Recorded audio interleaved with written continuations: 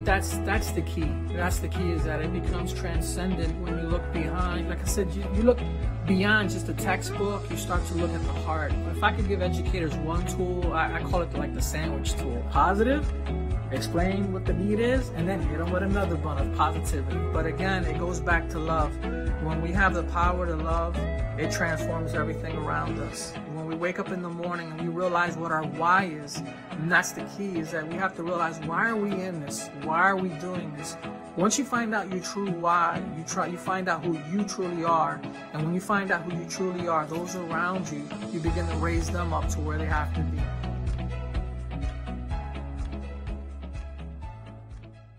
Hello, I'm Henry Shake Washington, Hillsborough County School Board member representing District 5 and the Board Vice Chair.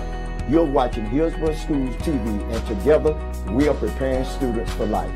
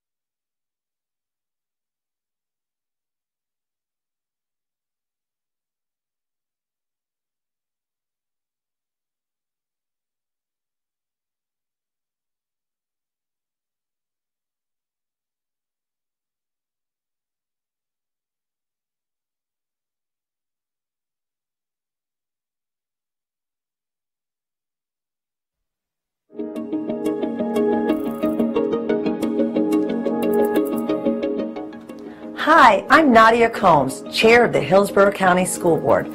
I want to welcome you to Hillsborough County Public Schools. We serve more than 200,000 students. That includes children in preschool through adults in our workforce program. I'm Henry Shake Washington, the Board Vice Chair.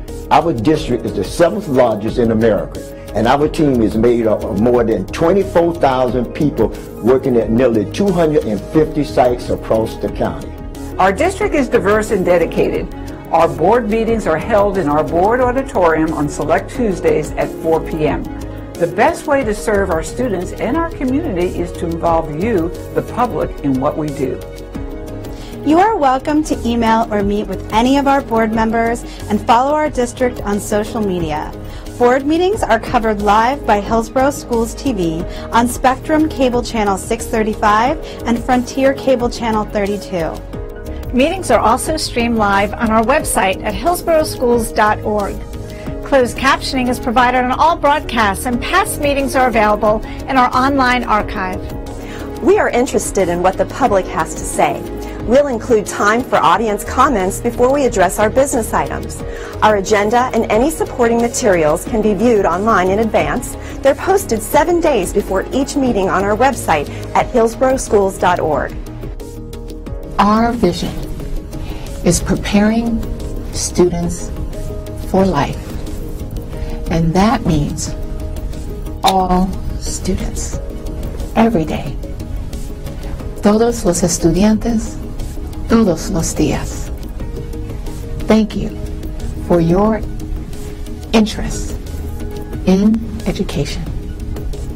With your help, we're making decisions that shape our community's future.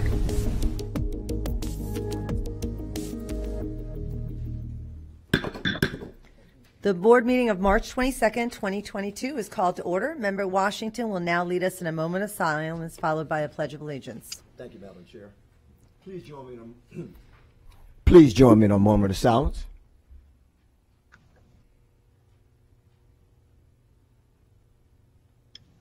Thank you. Please stand for the pledge.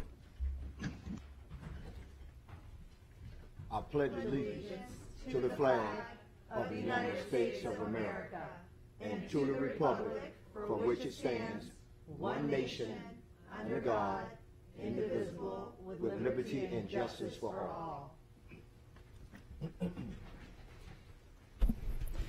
Thank you. Member Washington, will you please acknowledge our student entertainment? Yes, we got some great students over there. I would like to thank the Progress Village Chamber Orchestra along with Director Kelly Cott. These wonderful students entertained us prior to the start of our board meeting. You did a great job. Now I would like for you all to introduce yourself. I'm Julian Casasnoas in 7th grade, and I played the viola.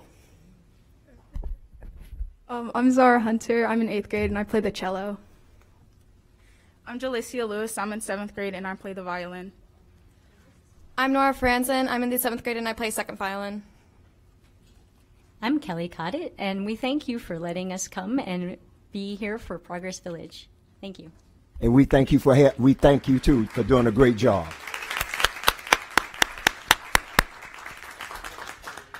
Thank you all. Yes, thank you. You all played wonderfully outside today. Thank you.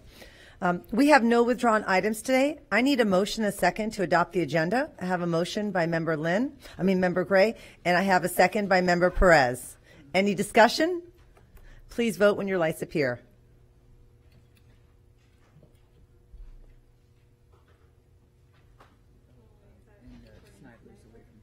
Yeah, that's.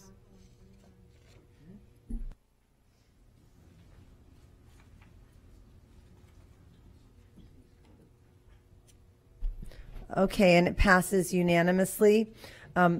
Let the record reflect that all board members are present with the exception of Member Snively, who will be joining us virtually today.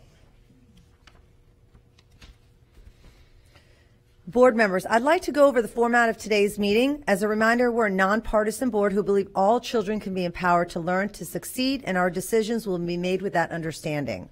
To pave the way for efficient and effective agenda statements and/or questions, board members will have 3 minutes to speak with 30 seconds for final thoughts.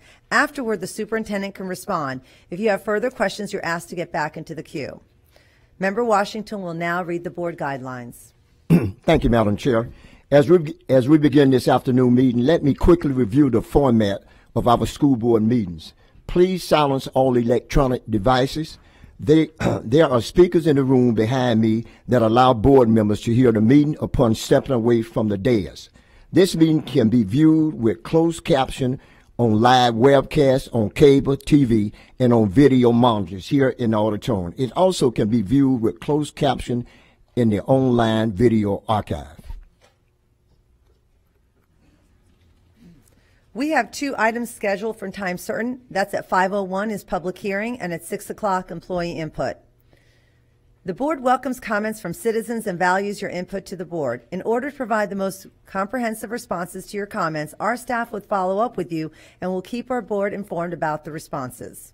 Our school board respects the public's right to speak to the board, and we appreciate you taking the time to be here. However, it is requested when you address the board comments are not directed personally against a board member or staff member, but rather directed at the issues. Any behavior intended to interrupt the orderly conduct of this meeting will not be allowed. Our civility policy is in place. When addressing the board, please state your name and speak clearly into the microphone. This afternoon, each speaker will have 3 minutes. When there are 30 seconds left, you will see a yellow light on the lectern. A red light and a chime will indicate when your time is up. I will now call up the first 3 speakers. Speaker number 1, please come up and please introduce yourself.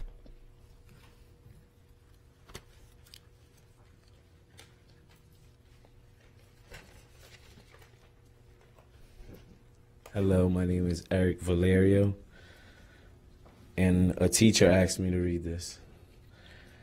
Verbatim to you today. School board members, thank you for your time. As a teacher who is unable to attend today, I ask someone else to go for me. In general, 4 p.m. on a weekday is not ideal for public since they have work and need to pick up their kids.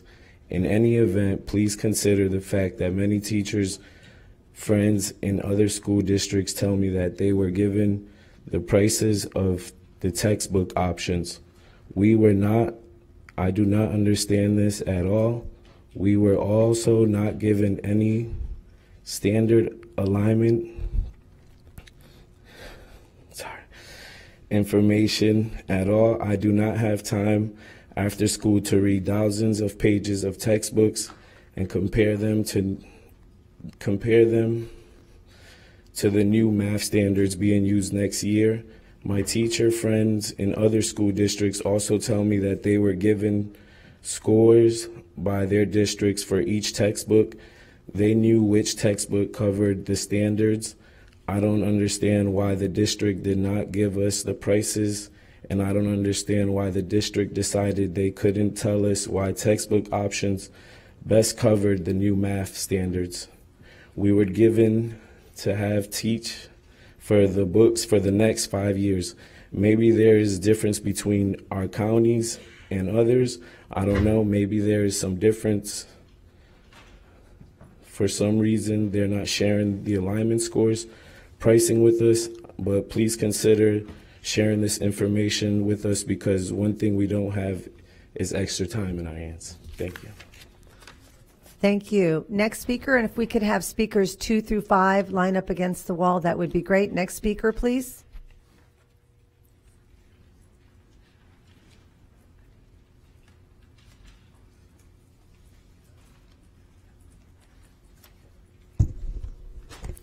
Good afternoon, school board members. My name is Ramiro Macedo.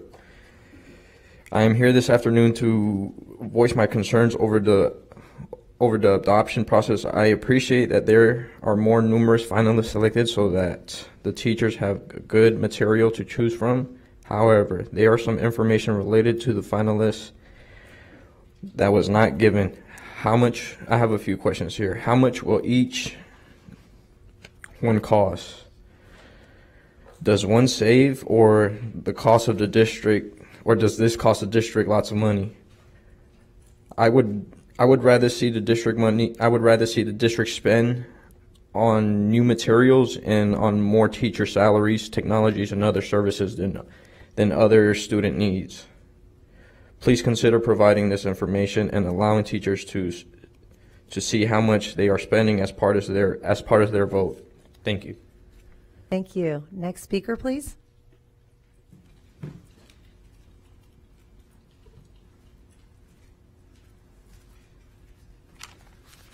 Mark Lutho, Largo. Well, Moms for Stupidity. You know, they use that word liberty loosely. Again, here's my immunization record going back to January 1968. Shots for yellow fever, cholera, the plague, and others. And they're worried about a little vaccine. So pathetic. Yeah, what would they do over there in that country where Russia and Putin, their hero, is doing all that damage? Now look at this. 707, 706, 705, 704, 703, and so on. Maximum price, maximum price, maximum price. What is it? It's money squandered, but you don't say what it is here. Something's wrong. Something's wrong. It should be right here on the agenda. It's money squandered. Yeah. What do we have? Ineptness. Yeah, that's a doggone shame. So,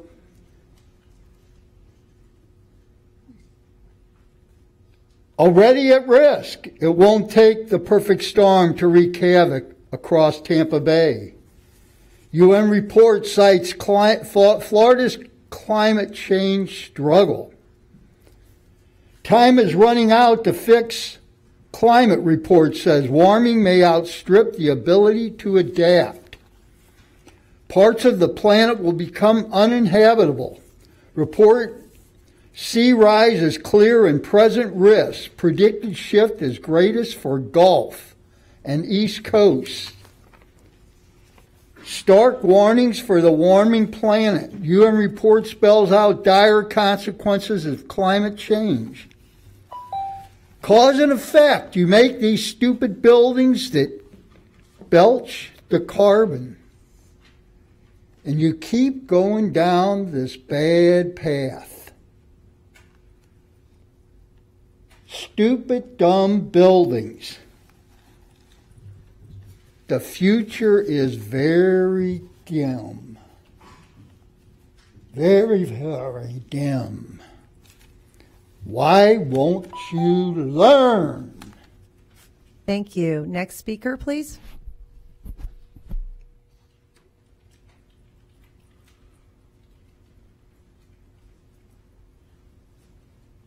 Hello. Good afternoon. My name is Dominic Kaleo. The Florida Department of Education is releasing the textbook scores in just a few days. That being said, I want what's best for the kids. When you review the textbook scores online right now, the state scores are not there currently. And that's because they just haven't been released yet. You should wait to see which textbook scores the highest because you will be choosing the textbook for all the kids in the school district. That's all I would have to say. Thank you for your time. Thank you. Next speaker, and if we could have the next 4 speakers line up, please. Thank you.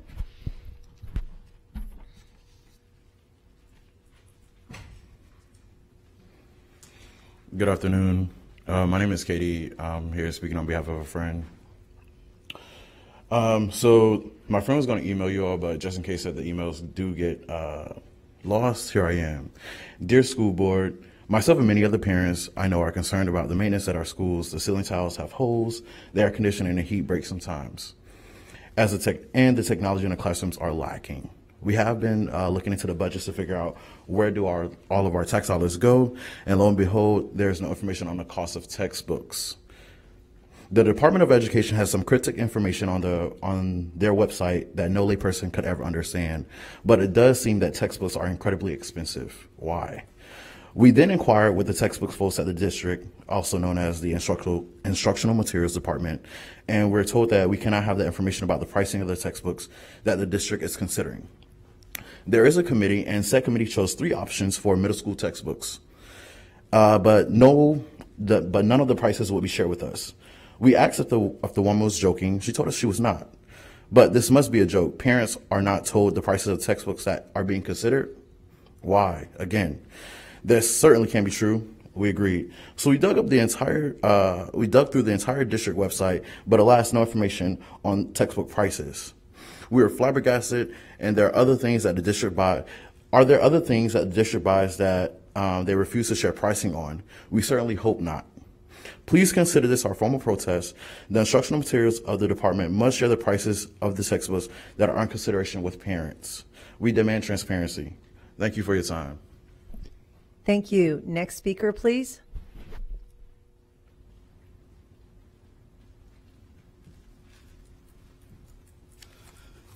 Good afternoon, school board members and Superintendent Davis. My name is Ruth Vassar, and it is my honor to come before you in support of naming the Media Center at Seminole Heights Elementary for Dr. Ruth Ann Reynolds. I was fortunate to meet Dr. Reynolds the summer of 1992 after graduating from USF. She interviewed and hired me to teach SLD resource at Seminole.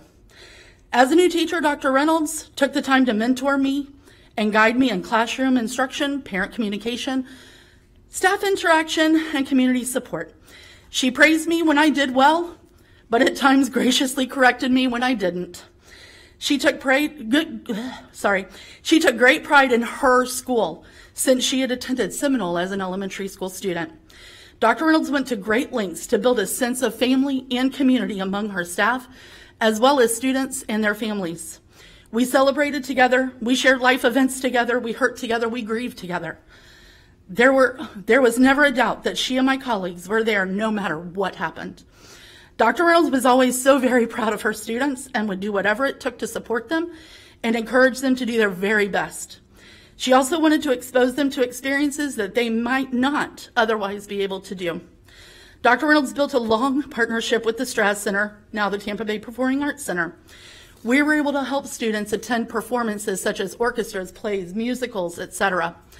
Those students walked away with stars in their eyes and dreams of what their futures could hold, all because of an elementary principal that wanted the best for them. Dr. Reynolds also encouraged students to attend school and show good citizenship while they were there. Each 9 weeks, students that had perfect attendance and no behavior indicators were entered into a drawing for a new bicycle. These bicycles were provided by Bill Curry Ford, who was yet another community partnership that Dr. Reynolds fostered. She enjoyed organizing huge field trips every year.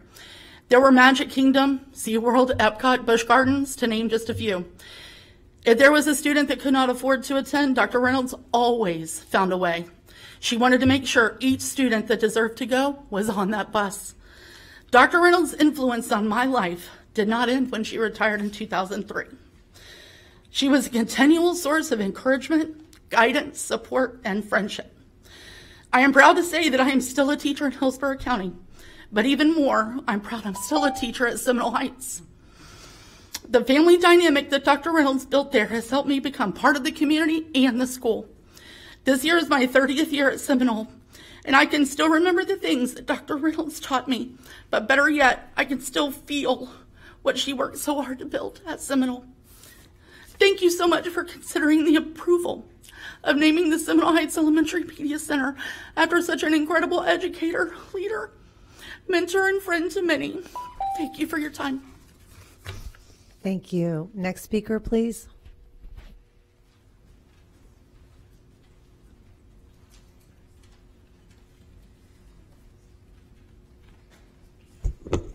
Velia Pedrero. Good afternoon, Madam Chair, board members, Superintendent Davis, and staff.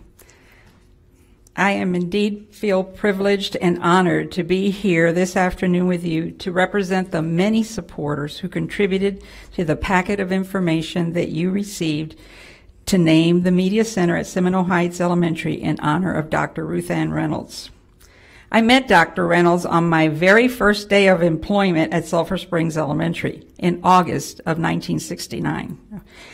I was a beginning teacher and she was a math science specialist, working at 3 elementary schools in support of Project Follow Through, which was associated with Head Start programs. Our journey began there as colleagues and friends. We all know that it's the quality of our journey that defines us, and Dr. Reynolds' career has been an illustrious one. She's not only an innovator, a mentor, but a tremendous motivator. I thought I knew all there was to know about Dr. Reynolds until I worked on this project and reviewed and read all the many letters that were submitted by teachers, parents, and colleagues. It became very apparent to me that I just knew a small fraction of this inspirational leader that we were all privileged to know. Dr. Reynolds served as a district teacher, a curriculum intervention specialist, assistant principal, and ended her career as principal of the very same school where she began her education at Seminole Heights Elementary. It was there that that love of learning was ignited. She was a true educator until the end. Her final wish was to donate her body to the College of Medicine at one of the state universities. I was visiting with her when she shared that decision with me, and I asked her why. It was kind of surprising to me at that moment. But then I understood. She said, I'm an educator until the end. I want to continue, and we've received, as a matter of fact, one of the people that made the arrangements for the donation included a letter in the packet where she received a commendation from the university for making that donation. So she continued to educate even after that period of time.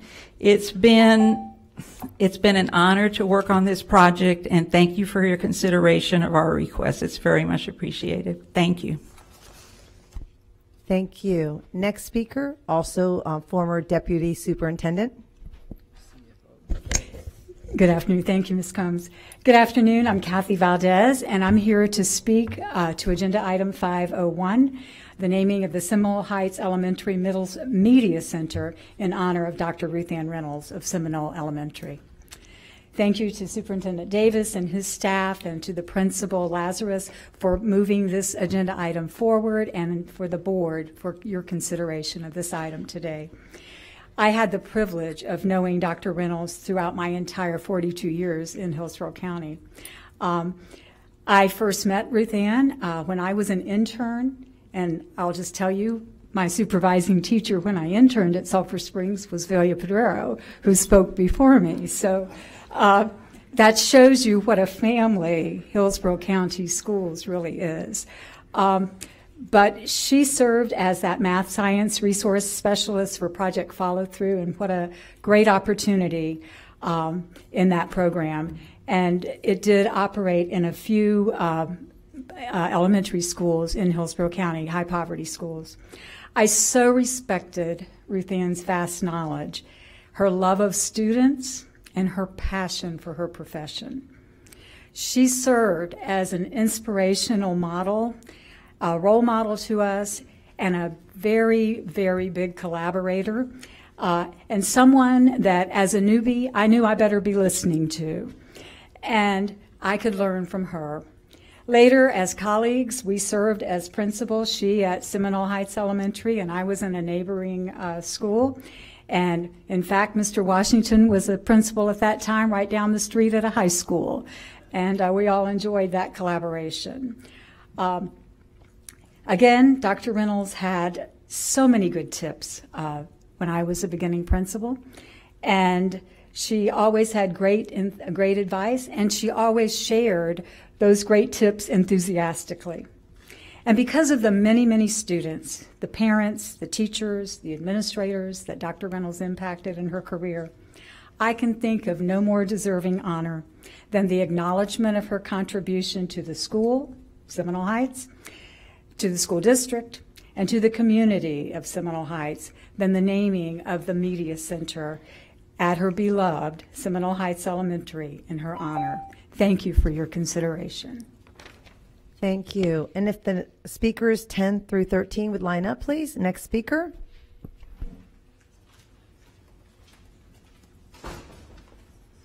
Good afternoon. I do hate to come in and change the tenor here.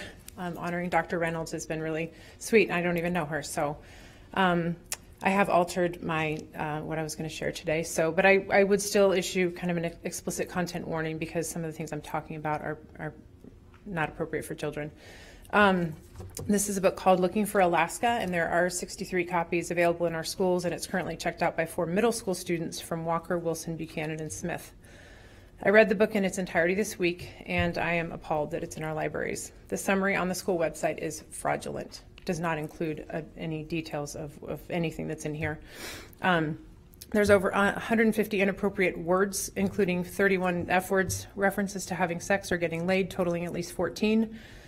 Boob honking, breasts, perkiness, mentioned at least 20 times by teenage boys and girls, teens talking about the dean of students masturbating, hard-ons, nudity, an abundance of teenage drinking, fake IDs, porn magazines, condoms, sex toys, a stripper prank at school, and the commendation by Pudge, one of the main characters, of Alaska's perceived courage in her suicide.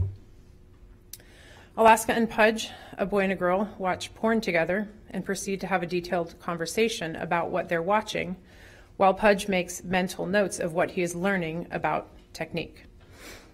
The scene that I plan to read today is a graphic oral sex scene. It's very detailed and very uncomfortable, but for proprietary reasons, I will skip that. Again, 4 middle school students are currently reading this.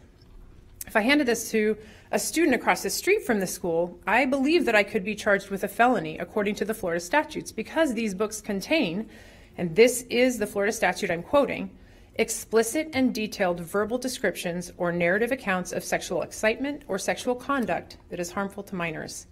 Why is this okay for our schools? This is completely outrageous. I think we've lost our minds if we think that media specialists have any right whatsoever to put these books in our libraries. Do we want our teachers to be having conversations with our students about these reading materials? I certainly do not. I am filled with sadness and near despair in some moments, wondering how all of these books have come into our libraries. I believe that this sanctioned, school-approved material could promote a soul-destroying problem for kids, and I urge you to do something now. Thank you. Next speaker, please.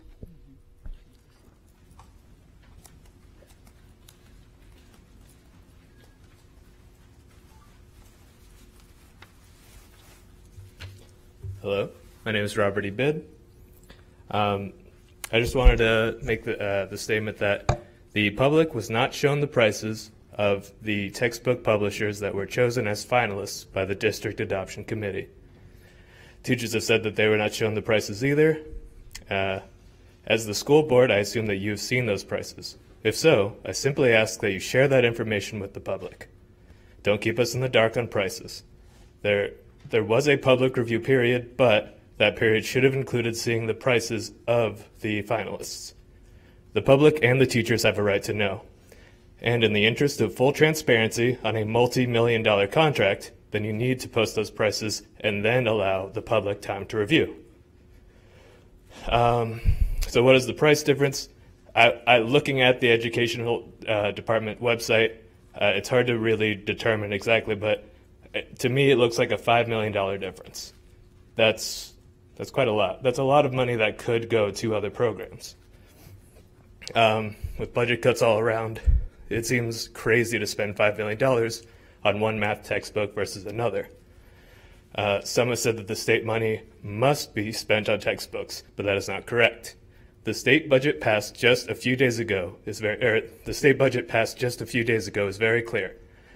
House Bill 5001 is, sorry, let me take a second.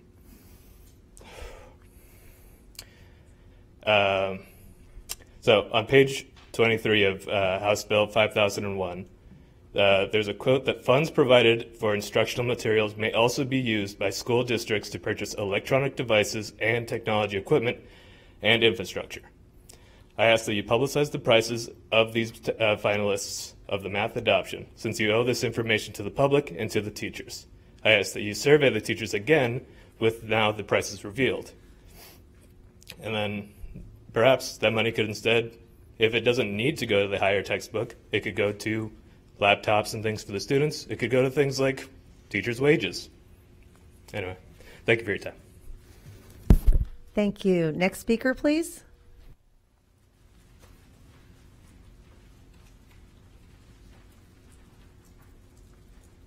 Hello, good afternoon. My name is Alvaro Lara. So the cost associated with textbooks is something that I think the school board should really consider when choosing the material. I'm unable to see how much each option costs, which makes me believe that teachers are also unable to see that. Also, is there any third-party verification from a company or the state that says these finalist materials will address the new things the state is doing next year with the new standards? I would hate to see a lot of the money being spent on something that will need to be supported by more spending on more products later down the road. That is just something that we can't afford to have right now. Thank you for your time. Thank you. Next speaker.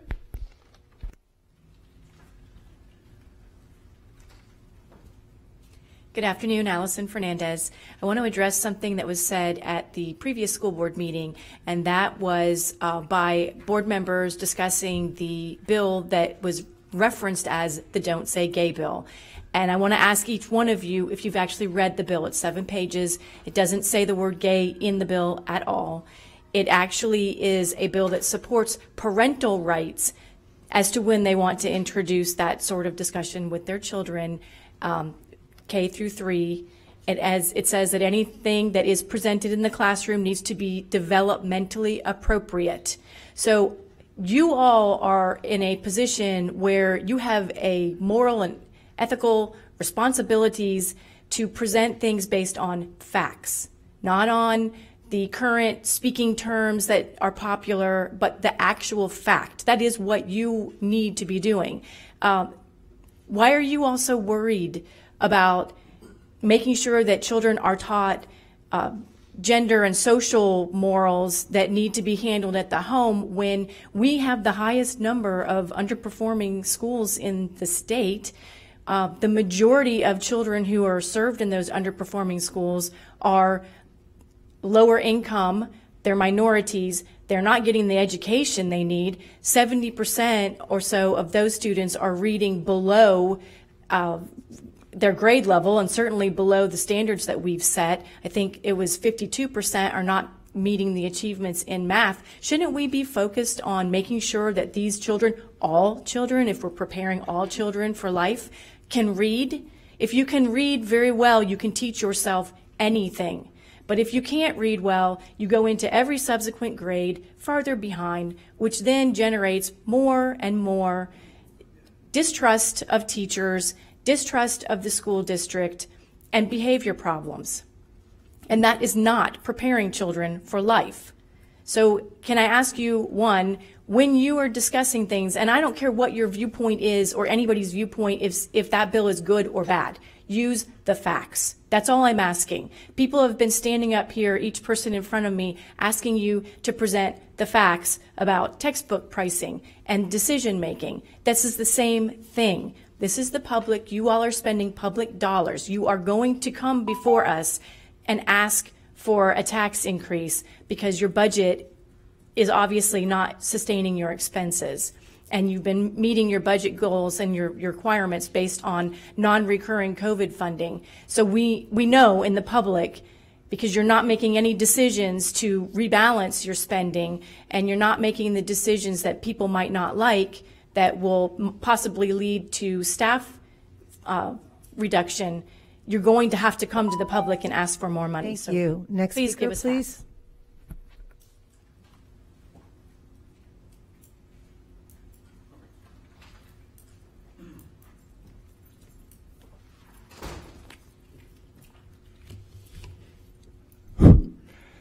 I'm here because many people do not understand why they can't submit their feedback on the instructions material website. Yourself.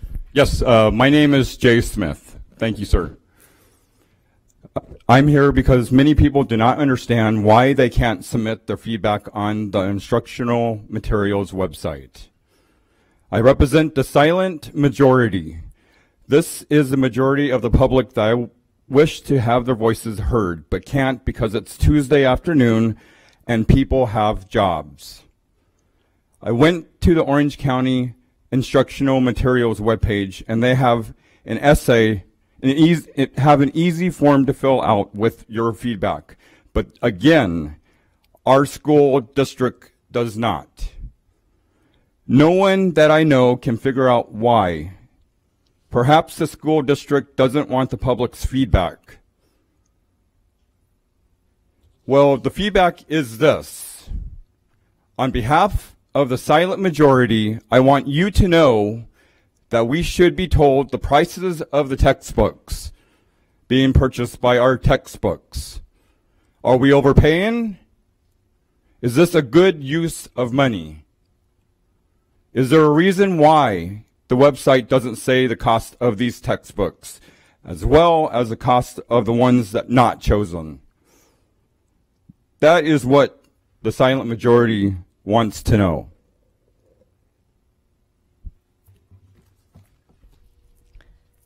Thank you. And that concludes our public speakers for today. We will move on to the recognitions and proclamations. A01, Adoption of Proclamation, National Social Work Month. Member Perez will highlight this proclamation. Thank you, Madam Chair. This year's Social Work Month theme is "The Time is Right for Social Work." It embodies how social workers rose to meet the most pressing challenges of all our lifetimes with COVID-19 pandemic. Hillsborough County Public Schools has exceptional social workers in our schools. These social workers, through their unique training and practice, provide a variety of professional services which foster students' physical, social, emotional, and academic growth. They promote and support the educational process by meeting the individual's needs of students and families within the community. Our social workers serve early childhood through adult education. They are leaders in several programs which include attendance, remediation, and dropout prevention. Our schools, staff, and students owe our social workers a huge thank you for helping us recover and begin the return to normalcy after e-learning and dealing with the pandemic. Thank you, Member Perez. I need a motion and a second to approve National Social Work Month, March 2022. I have a motion by Member Perez, and I have a second by Member Washington. Any discussion? Member Gray? Thank you, Madam Chair. Thank you, Member Perez. Indeed, the social worker is probably the busiest human being during this COVID experience. They absolutely are the feet on the ground. I am reminded of the great ones, not only in Dover and Seffner, South County, with so much of the needed food security, and not to mention the curriculum, the actual learning tools that have been transported from schools to homes on a daily basis. So shout out to every social worker listening. If you're not, we all think the world of you, and we know that you do so much for our children. Thank you so much. Thank you, Member Gray. Member Perez? To all my fellow social workers who are an incredible inspiration to me daily, I absolutely love this profession I have chosen for my life's work, for it represents all that is good with humanity, to include social justice, human rights, and the treatment of all with the utmost dignity. The primary mission of social work profession is to enhance human well-being and to meet the basic human needs of all people, with particular attention to the needs and empowerment of people who are vulnerable, oppressed, and living in poverty. The foundation of social work is social justice, dignity, and the worth of the person, importance of human relations, integrity, but most importantly, meeting people where they are, always. This is especially important to me as this year's theme is so profoundly reminds us the time is right for social work. That's why I'm so proud of who I professionally represent in this world that we live in today, when compassion, integrity, and dignifying others is at best a minimal standard. Thank you, my fellow social workers, for all you do and continue to do to make our society a better place for all. Thank you, Member Perez. Member Vaughn? Thank you. Thank you, Member Perez. That was beautiful and a hard act to follow. I don't feel like I can say anything that doesn't encapsulate what's already been said. But I wanted to echo the sentiments of Member Gray and Member Perez. I don't think people really understand what our social workers do in our schools and the needs that they need the needs that they meet for our students, not just academic, but making sure that they're fed and that they have clothing and that they have, everything that they need. And I just wanted to take a moment and honor them and send out my gratitude for all that they do for our students, and just really, honor them. Thank you. Thank you, Member Vaughn. Please vote when your lights appear.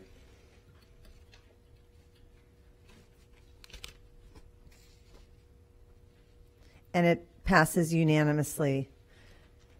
Next is adoption of proclamation of Hillsborough County Public Schools Student Nutrition Services and State Recognized Excellence in Tampa Bay Boulevard. I'll be highlighting this item. Whereas reliable access to healthy, balanced nutrition is critical for physical and emotional childhood development, as well as scholastic and social success, and whereas our schools did an outstanding job of making sure all of our students remained fed with well-balanced meals during the pandemic, and our schools continue to nourish our students every day in a safe and sanitary manner. And whereas the Florida Commissioner of Agriculture, Nikki Fried, recently visited Tampa Bay Boulevard Elementary to see firsthand the incredible work they do every day under the leadership and guidance of Principal Glenda Vinuesa and School Nutrition Services Manager Santa Clayton, and whereas as Tampa Bay Boulevard Elementary, Commissioner Fried saw a shining example of how district provides free school breakfast and lunch to students, provides food for families to take home for weekends, and delivers meals to students when necessary. And whereas the dedication of our students and staff to reduce child and family food insecurity and the contributions of our school lunch professionals to provide healthy meals to our families cannot be understated. Therefore, be it now proclaimed, the School Board of Hillsborough County Public Schools recognizes and honors the outstanding work of its schools, staff, and especially student nutrition workers for the exceptional and important work they do every day in nourishing our students and their families.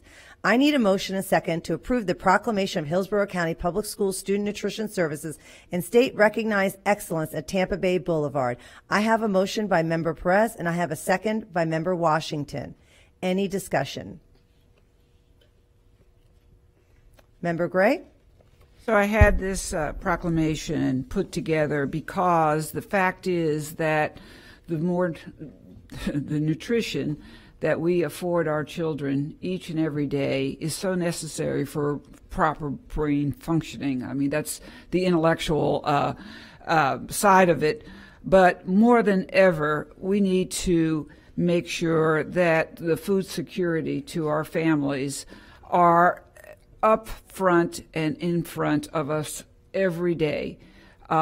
Should there be any subtraction from food security for our children, I know that this will be a big concern for this district. I just want to make sure that the families know, and this is through the Hillsborough Healthy Schools Forum, that we have a number one priority is food security as we go along this year and this summer and next year. And thank you, Superintendent Davis, for all those. I know this is the past, but not really. It was the very basic bridge during the COVID, was the grab and go lunches and the breakfast everywhere we go. So I really wanted to spell that out and just regenerate that validation of food security. Thank you, Madam Chair.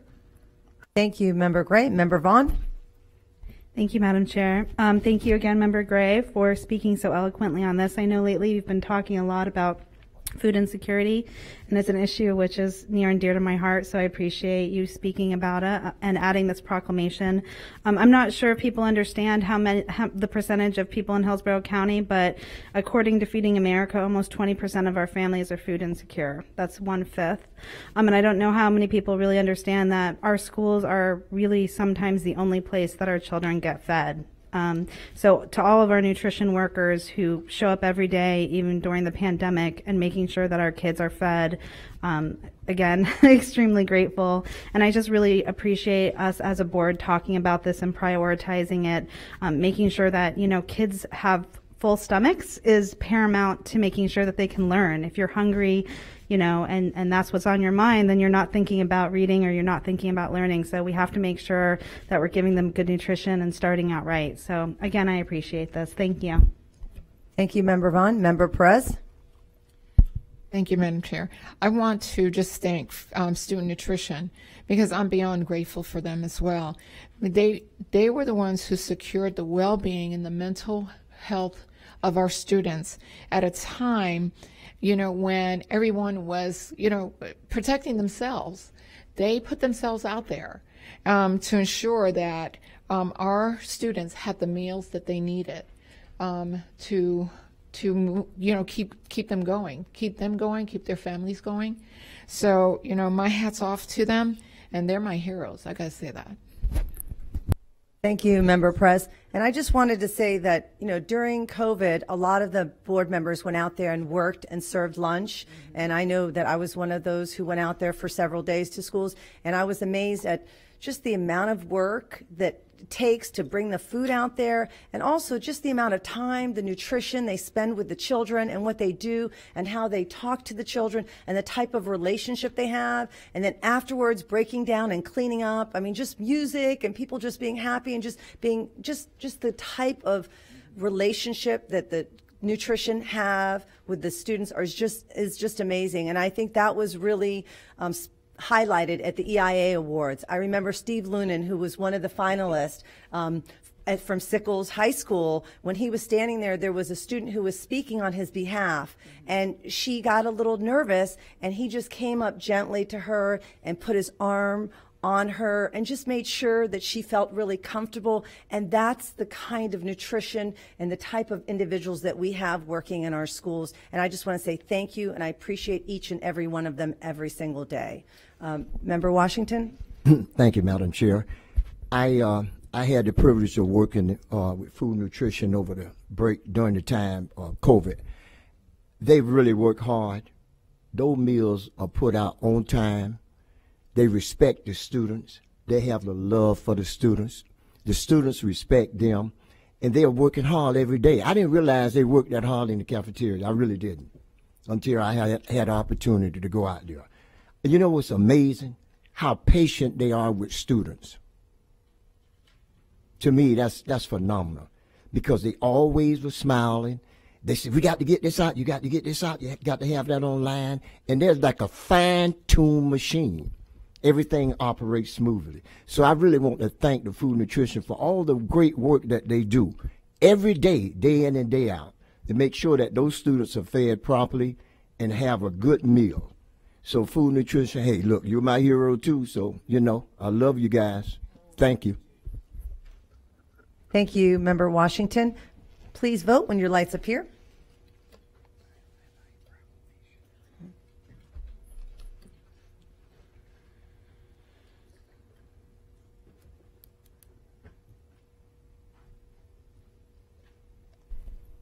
And it passes 6 to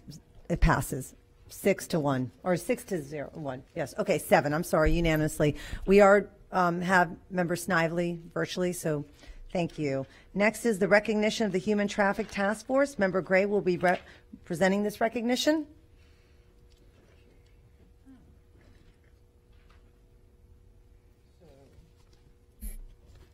Okay, I don't know whether I have this is the full text. Okay, all right. So, excuse me. Thank you, Madam Chair. The Human Trafficking Task Force brings together officials and experts from our district as well as from law enforcement. at the judicial system and organizations across our community to discuss ways to educate our students and families about the dangers of human trafficking. So, you know, in a nutshell, we've been meeting for almost 2 years, and the egregious crimes, and I call it a crime because when we start talking about grooming of our children, our students, your sisters, brothers, your relations, it's a serious situation. And the third in the country is Tampa for the human trafficking. I know we have a lot of supporters in the panel that will take place on March 28th, 6 o'clock. Inclusive is Chief Bowman. We have legal enforcement. Sheriff Cronster cannot make it, but we have actual testimonials, and a lot of our stakeholders will be part of this. It's not to really to get into necessarily the graphic, well, actually it is, but it is to remind every individual that we have a serious malady in our society, in our Tampa Bay wonderful community.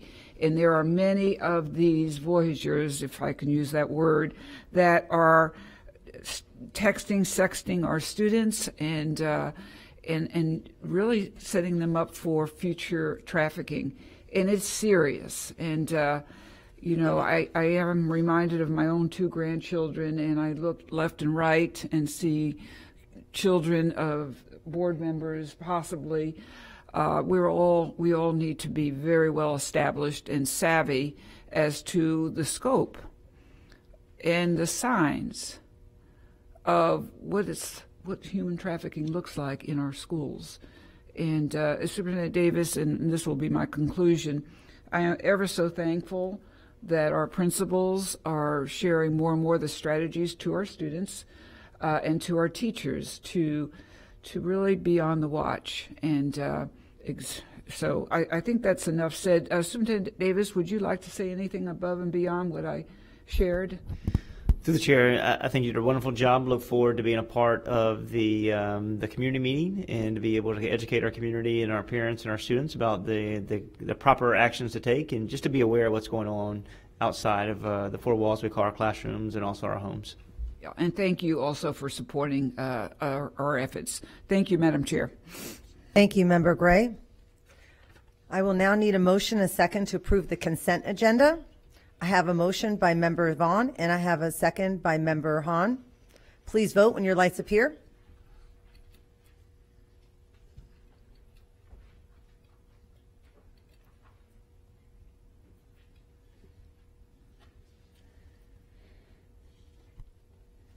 And it passes unanimously. We have just a few minutes before the time certain for 5:01, so I'm going to go ahead and move to our first, which is 12:01, the Financial Advisory Committee update. Ellen Lyons, Vice Chair, Financial Advisory Committee, will highlight this item.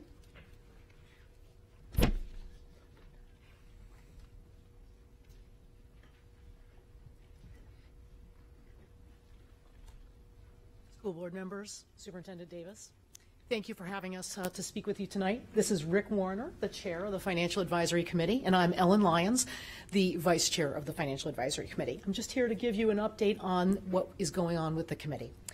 On February 2nd, we met, and Superintendent Davis actually spoke to us, and he asked us to look into and make a recommendation on the referendum to add property tax millage as one of the ballot items in November of 2022. So during that meeting, we said, let's get the financial case. Let's get the information about what the financial case is for such a referendum.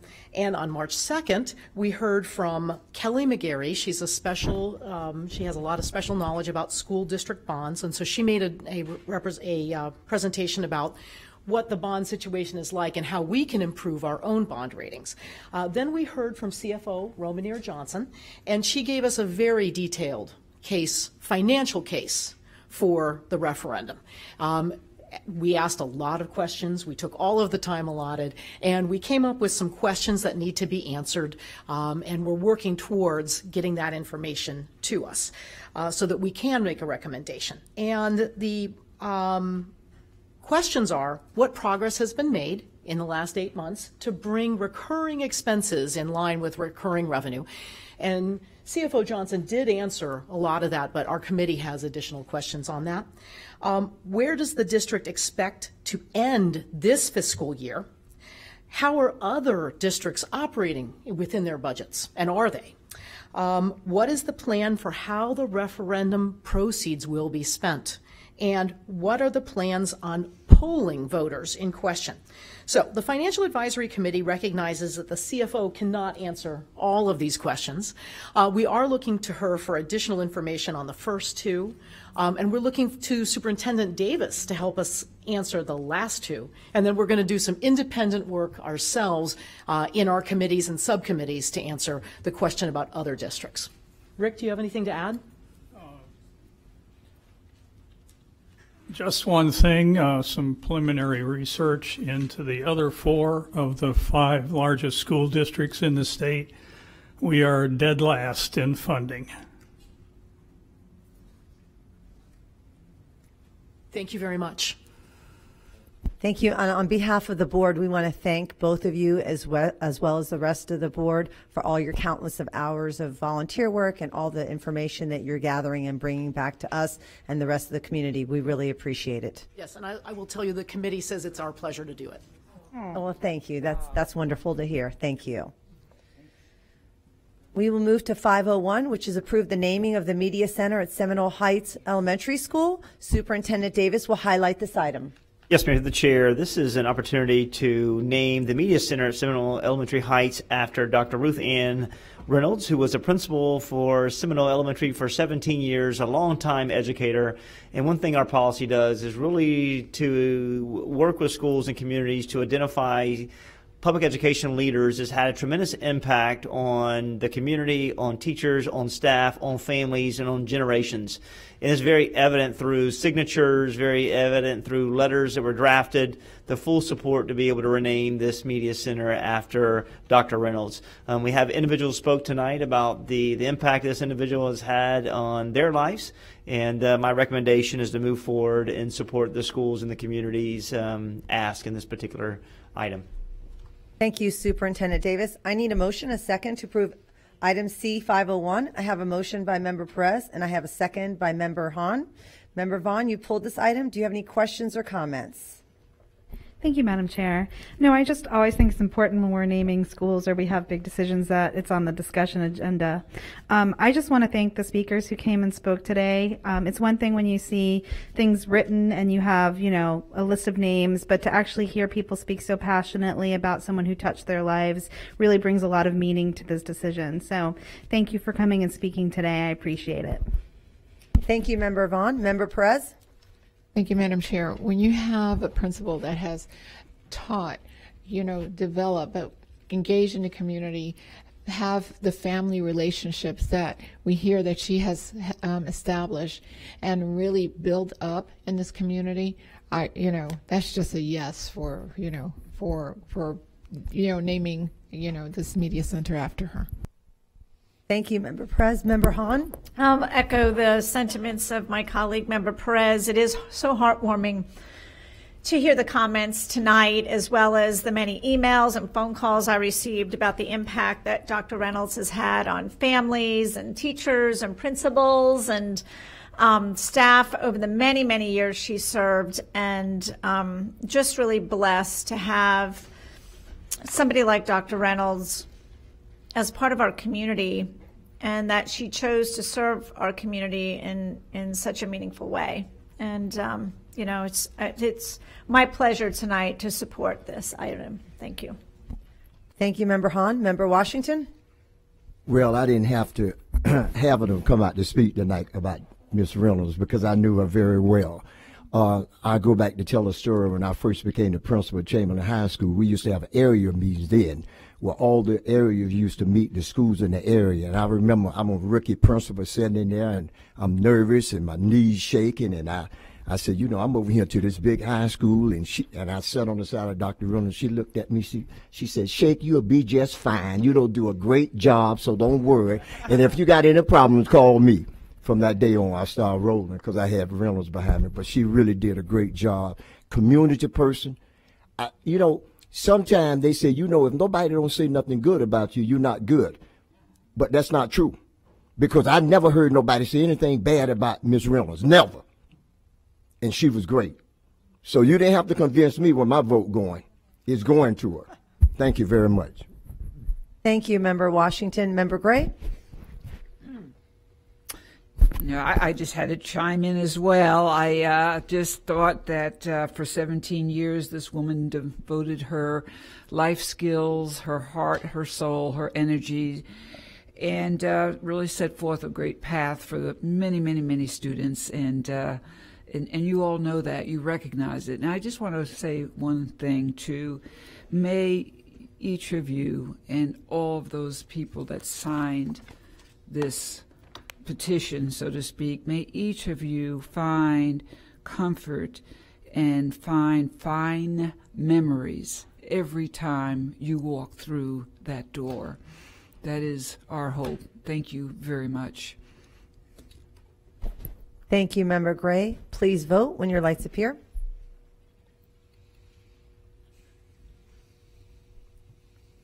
And it passes unanimously. Congratulations.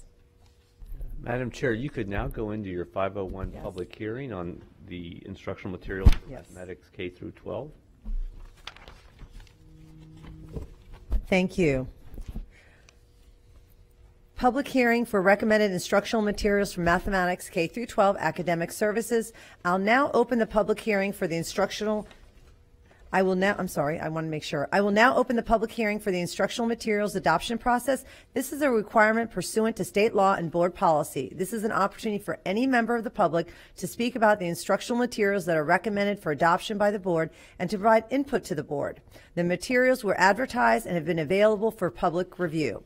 I will now ask Terry Connor, Deputy Superintendent for Instruction, to present this item.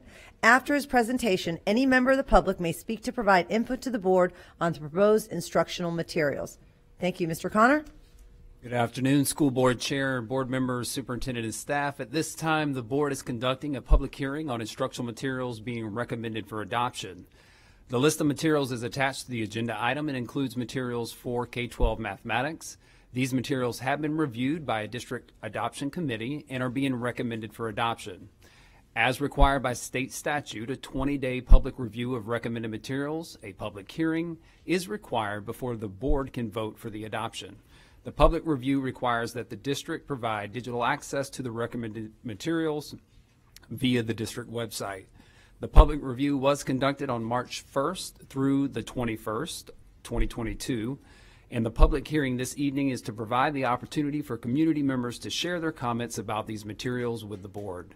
The board does not take action at this time, but will be asked to vote at the next regular scheduled board meeting on April 5th. So at this time, you may call for public comments.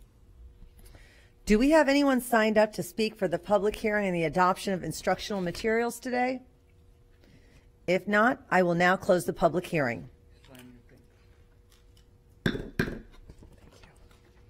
Okay, we will now move to 10:01. I'm going to move to that agenda item.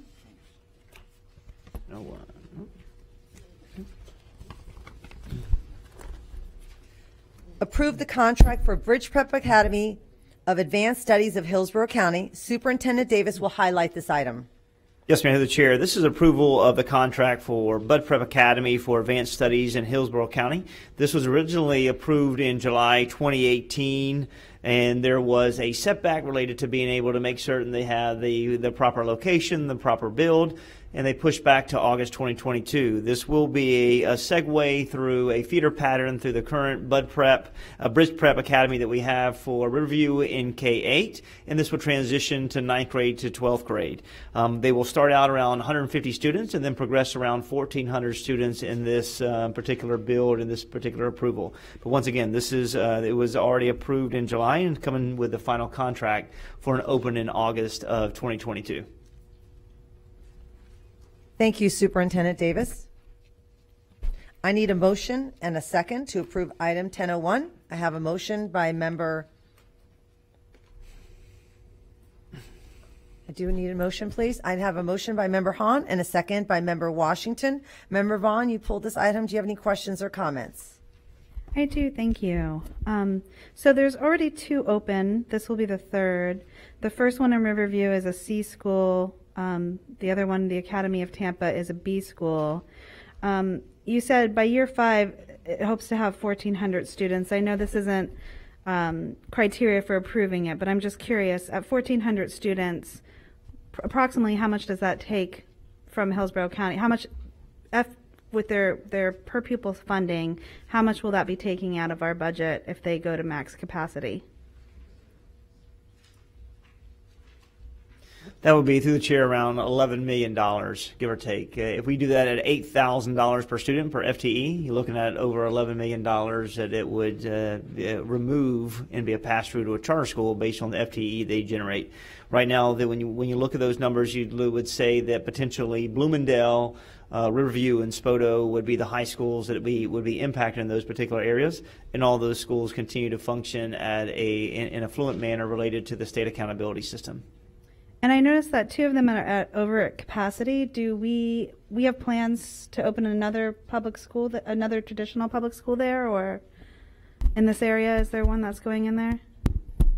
Mr. Farkas, anything related to, I know we're going to build in South County, deep South County, and they will also try to impact some of Riverview, but Mr. Farkas, you want to? We will, but our next high school is not due to be built and open until August of 2025. Yeah. And have they submitted, or do they have to submit their plan for supporting ESOL students? I didn't see that in here. Ms. Chin. Doc, you can speak to. Sure. That is part of the application that was approved in 2018. So they did submit a plan for supporting the ESOL students? Yes, yes, ma'am. Thank you. That's all the questions I have for now. Thank you, Member Vaughn. Member Gray? Thank you, Madam Chair. And I want to thank also Cinzia for staying on top of it, because when we say advanced studies, and my first question was, what do we mean by advanced studies? So if I asked Superintendent Davis, he would say International Baccalaureate, he would say Cambridge, AP courses. So I'll ask you, if they're saying advanced studies, and mind you, in parentheses, Bloomingdale is Cambridge, I believe. Well, I might get that wrong, but it is very well advanced. I was just there today.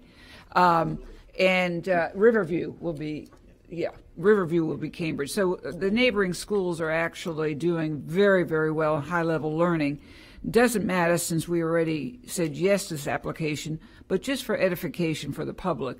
Cinzia, what do they mean by advanced studies? That means that they will be offering 11th grade and 12th grade students AP classes and dual enrollment classes. Okay, and board members, I know that we take an earnest look at our own traditional schools, but please always look at the charter schools as well, because we want to make sure that our students have the best path, best opportunities, and we need to double check too that this advanced studies is in fact going to be advanced studies. Thank you, Cinzia. You're welcome. Thank you, Member Gray. Please vote when your lights appear.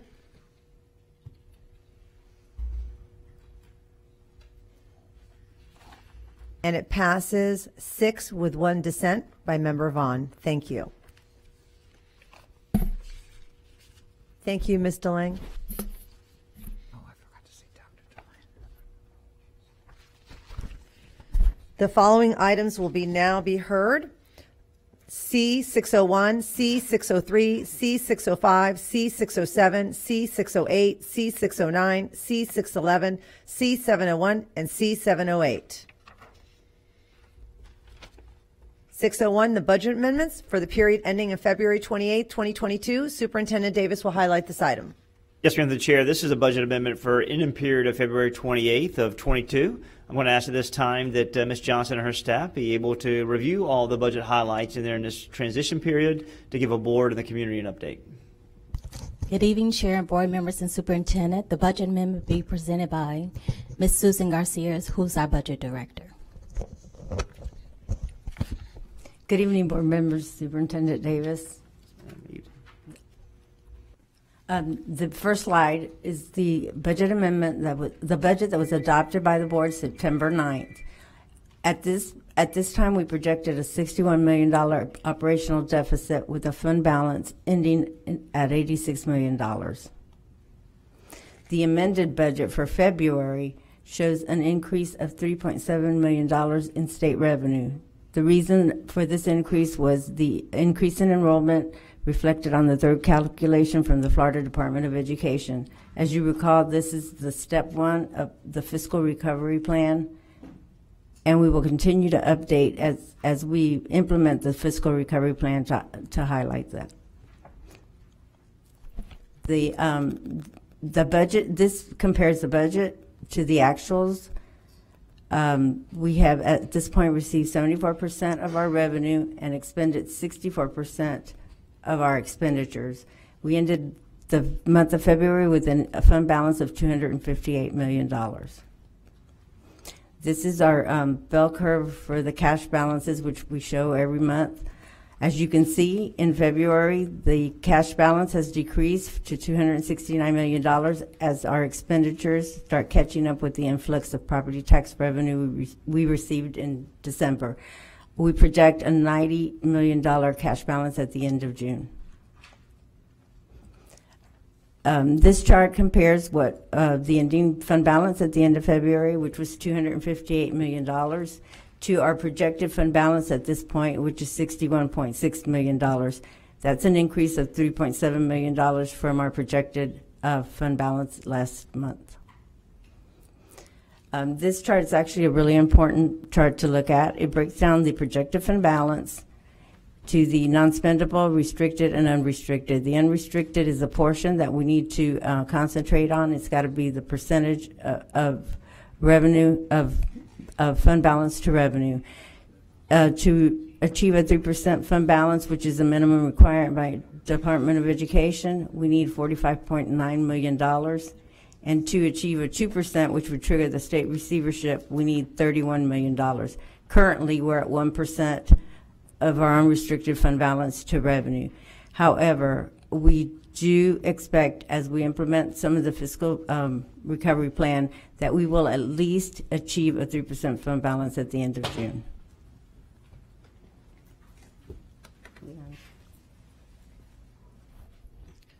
Okay.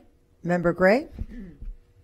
Thank you, Madam Chair. Thank you, Ms. Garcia, Ms. Johnson. My question would be, and perhaps we can just clarify this for the public, when we talk about a future millage, as we will very shortly, can you share how the reality of ESSER funds will not be part of the reality as we secure the ask in November?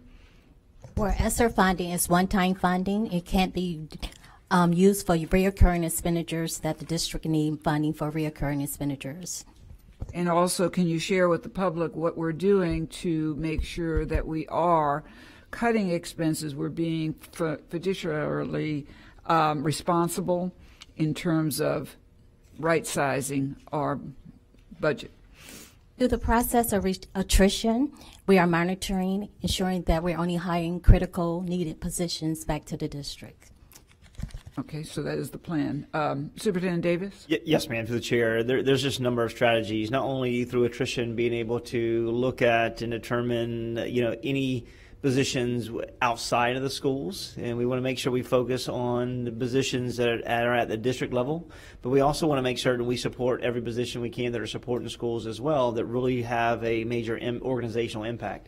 But we're looking at continued contracts, whether we sunset contracts, not renew contracts. Still, this team looks at every single day to renegotiate contracts. You see where we have pulled items to go back to the vendor and try to push that down. You'll see tonight we have some savings, and then continue to be able to do an audit of every one of our facilities related to parcels and determine overall need of those parcels and determine an itemized plan of whether or not we can resell those or bring those to the board for consideration to make the necessary adjustments. But I think the biggest thing is continue to have organizational controls for hiring in making certain that any hire that takes place as we move forward is approved by the chief of human resources, the chief of that department in the cabinet, also transitioning through the CFO to make sure that there's a funding source, and then at the same token being able to go on through the chief of staff and then myself for approval. Any along that process, any no that we don't have the funding, it's not organizational need, then it stops and it does not get presented. But I will tell you that we have done everything that we can to be very critical of any positions that we are hiring moving forward. And the staff understands they have to defend tremendously. And any position that we are bringing to the board, we want to make certain that we are leveraging federal funds as well. There's a lot of IDEA funding, Title I funding, and other funding, categorical fundings that we can use in expenditures for, and relieve the general fund to be able to put us in a situation where we are fiscally responsible and healthy. And I thank you, Superintendent Davis and Ms. Johnson, to the point of when I asked the question, or any of us, we want to make sure that the response is what exactly we're doing to be more proactive in securing a very showing the public that we are safeguarding our funds.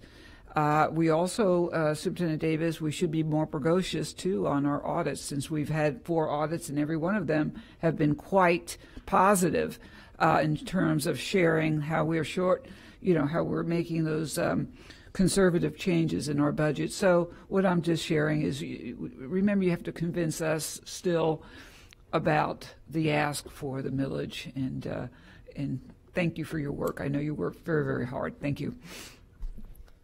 Thank you. I'll need I can see that there's going to be discussion. I'll need a motion in a second, and then I'll open up for continued discussion. I have a motion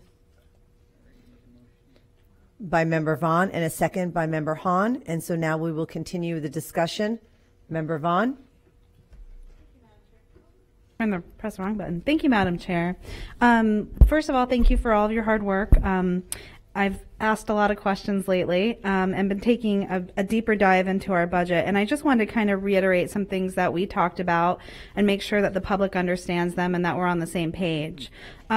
First of all, as far as our deficit is concerned, and when we say deficit, we're talking about primarily in our operations budget, which is, did we say 90% salaries, and the other ones are to keep the lights on and all of that stuff. What year did we start the operational deficit? Nearly 12 years ago, we started operational deficit. And that was at the same time that, because of the recession, they lowered the per pupil funding that we got and made that smaller. So that immediately affected our budget. And when we look at what we did last year, because this is where a lot of the disconnect comes in, is that we highlighted all of this cost savings that we did and strategies that we implemented and how we had found an additional $100 million. And then when we look at the budget this year, we see there's another major shortfall. So, what happened to those strategies last year?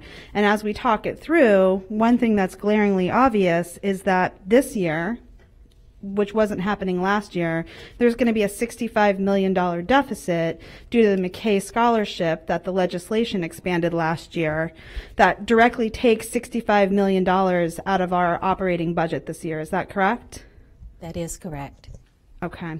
Because we have we had a lot of conversation, and I remember at one of the workshops we were concerned about the McKay Scholarship, and I think someone else said that it was capped and it wouldn't really affect us, and maybe we were looking at $10 to $15 million, but $65 million is an incredibly huge amount of money to take out of our budget for 1 year. So as we're implementing these strategies for cost savings, the state legislation continues to enact legislation that's directly taking money out of our operating budget. Is that correct?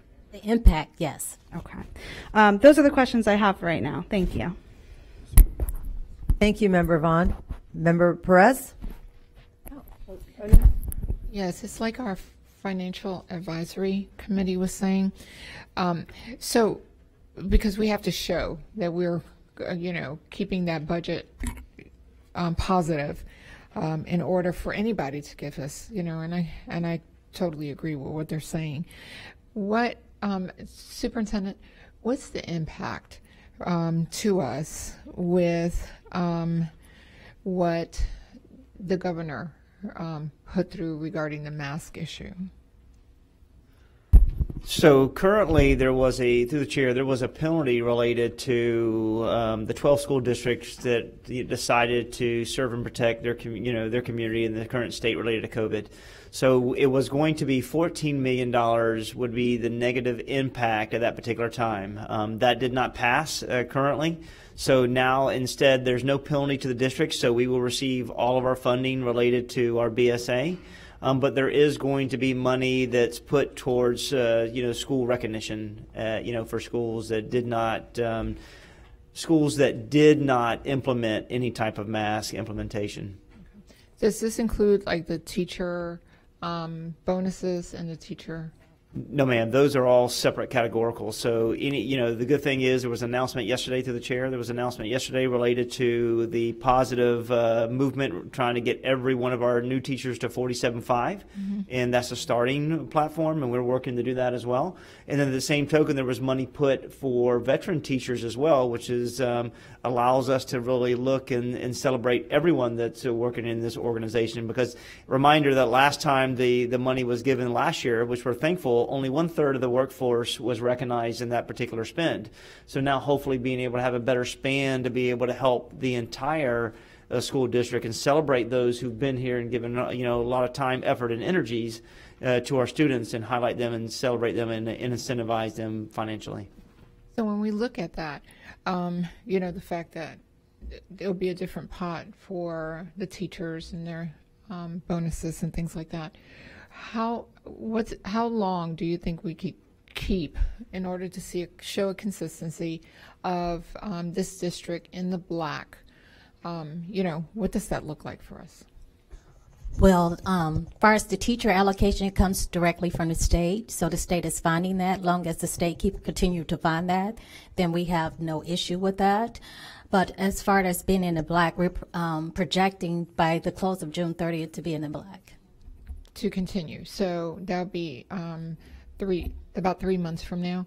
And then after that, we'll still continue in the black. Well, it depends. It depends on our students and our revenue. So Right. we have to project for next fiscal year and see if our revenues stay in line and our student count holds up. Then if we lose revenue, then we're very close. Okay. And our ESSER monies that we still have pending, when do we still need to, Well, our ESSER 3 has been approved, so we'll be moving more resources by the end of this fiscal year. Fabulous. So we look like we're going to be in the black for the duration of the year, basically. That's Well, once we do implement the fiscal recovery plan, and we'll be doing that every month, moving different things around. And as you'll see, our fund balance projection will be changing. If nothing changed in our next survey quarter, as far as our calculation, our revenue, then we should be okay. So we'll be in the black for the first time in 12 years is what you're saying? Yes. For about a year period? Yes. Thank you. Thank you, Member Perez. Member Hahn? Thank you. I appreciate the time. So I appreciate the question from Member Gray around the strategies for the fiscal recovery plan. I know that really just the attrition was touched on. I know that we're also transferring eligible expenditures to the capital budget. We're transferring eligible expenditures to categoricals and grants. And thankfully, our enrollment is increasing, which is a real testimony to our teachers and leaders in our schools. We are keeping and attracting students, so that's wonderful. The superintendent mentioned contracts and reviewing our contracts to see if we were sunsetting some or non-renewing, which I'm glad that you mentioned that, because I know that Member Snively has talked extensively about really looking at contracts and seeing which ones, we should be doing that with. Could you please provide us over the next week or so with the number of contracts that we're sunsetting or not renewing, and then the savings over the last 2 years? That would be helpful just for the board to see the impact, because some of those contracts that we've talked about over the past 2 years have been into the millions of dollars. So I'd be interested in just seeing, I think that could make a big impact, because those are continuing expenses. And I appreciate my colleagues' questions and discussion on this tonight. Thank you. Thank you, Member Hahn. Member Vaughn? Thank you. A couple more questions popped up as I was listening. Thank you for asking about the teacher salary, because I did have a lot of people reach out to me today. When you say veteran teachers, is there a certain year cap for that, or who's considered veteran teachers? What does that look like? Yes, ma'am, through the chair. It's anyone that doesn't qualify for who's over the 47.5. Anyone that's over the 47.5 that they currently compensation is at that particular place, they will qualify for any additional funding outside of the money that's allocated to move our workforce, our 1/3 workforce, to the 47.5 platform. So there's no year qualifier for it. It's just individuals where they are on that particular salary step. So in another board meeting, can we have more conversation about what that will actually mean and look like to our teachers and their salaries going forward? The next question that I have is, as we've kind of shifted the conversation to talk about the tax referendum, I know that Pasco and Duval right now are currently talking about a tax referendum as well, because Hillsborough County obviously isn't the only one who isn't able to meet its revenue. With its revenue source, its expenditures in the general fund. Also, I read today in the TBT that all of the other 5 biggest counties that are in comparison to us already have an internal sales tax of a referendum. So I just want to make that clear, because I think we have a lot of conversation because of Hillsborough, that we're dire right now, that, you know, there's some misnomer that other counties are doing just fine and that they're not having a problem and that, you know, there's not an issue and it's just Hillsborough County. But I just want to be clear, this is not a problem or an issue that's specific to Hillsborough County. Other counties that don't have an internal source of revenue are also pursuing this because they're not able to meet, you know, their basically to pay their staff what they should be paying, because it's all out of the operating fund. This is where it all comes from, correct? That is correct. Okay, thank you. Thank you, Member Vaughn. Member Gray? Yeah, in the big picture, and I'm visual, so just for myself, and you might want to help me out. So Member Vaughn mentioned there's a loss of revenue because, as you know, the scholarships, McKay and others, that's a pretty big chunk. How much about is that?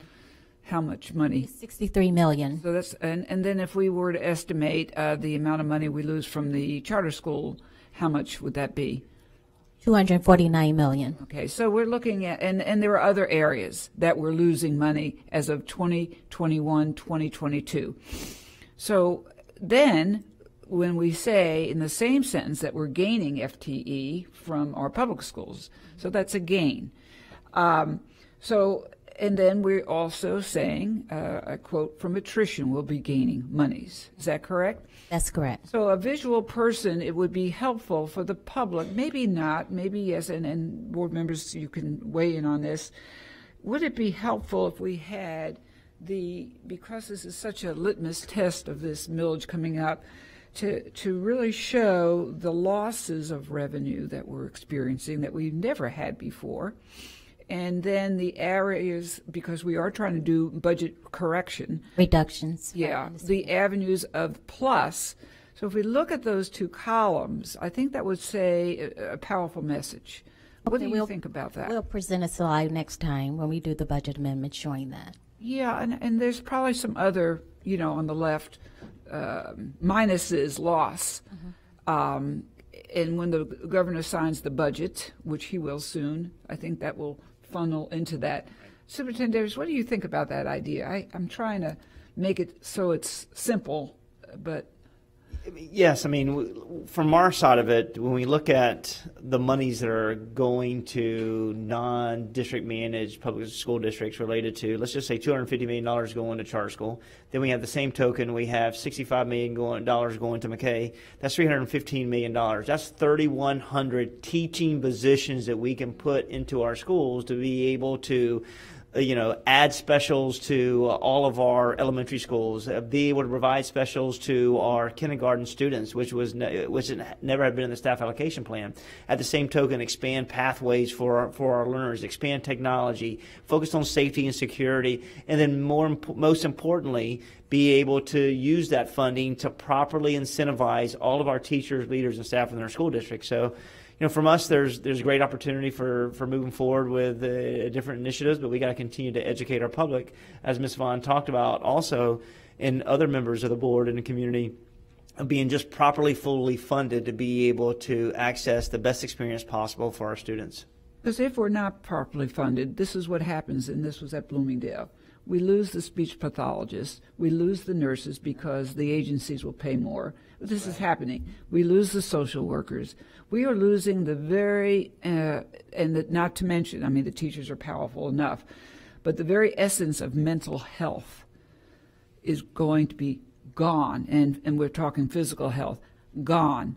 So that's why what you're saying is so critical, that we really equate when we say minus, what does it really mean to the public in terms of the welfare of their children, and not only intellectual welfare, but most importantly, the mental welfare.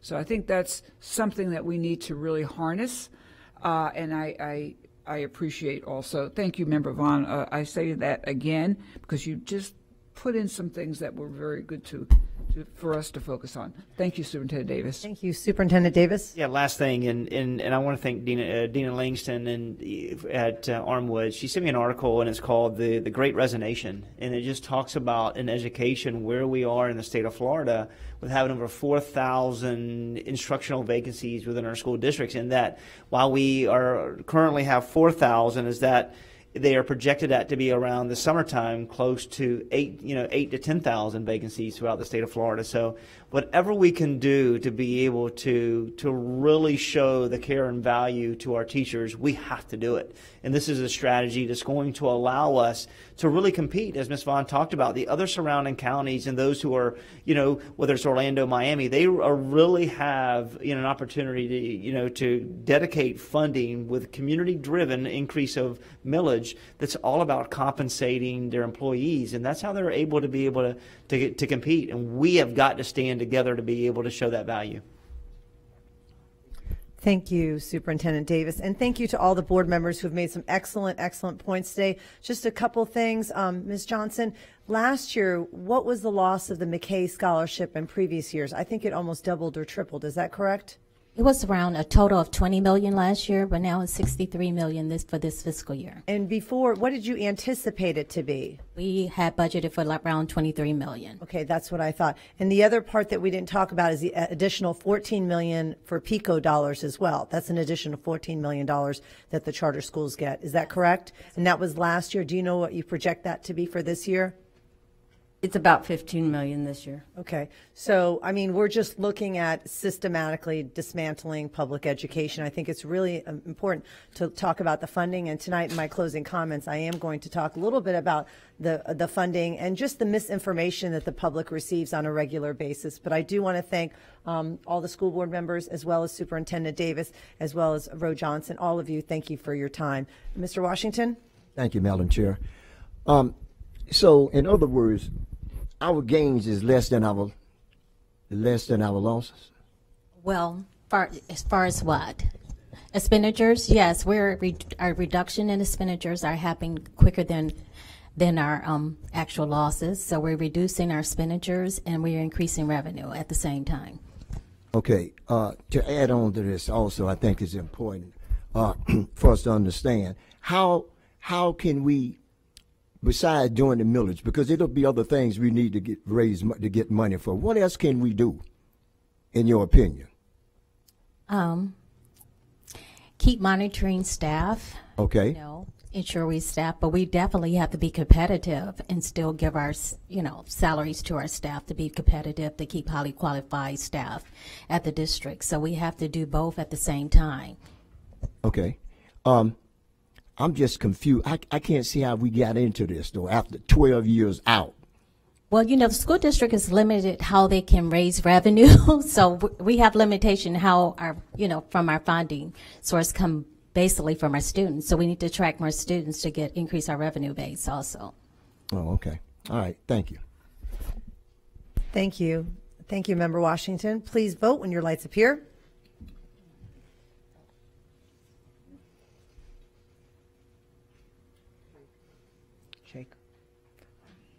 And it passes unanimously. Moving on to 603, purchase of decodable readers, print and digital for English language arts grades K through 1 from Benchmark Education Company. Sole source provider, Academic Services. Superintendent Davis will highlight this item. Sorry. Yep. This is a purchase of decodable readables for print and digital and for English language arts for grades kindergarten and first grade.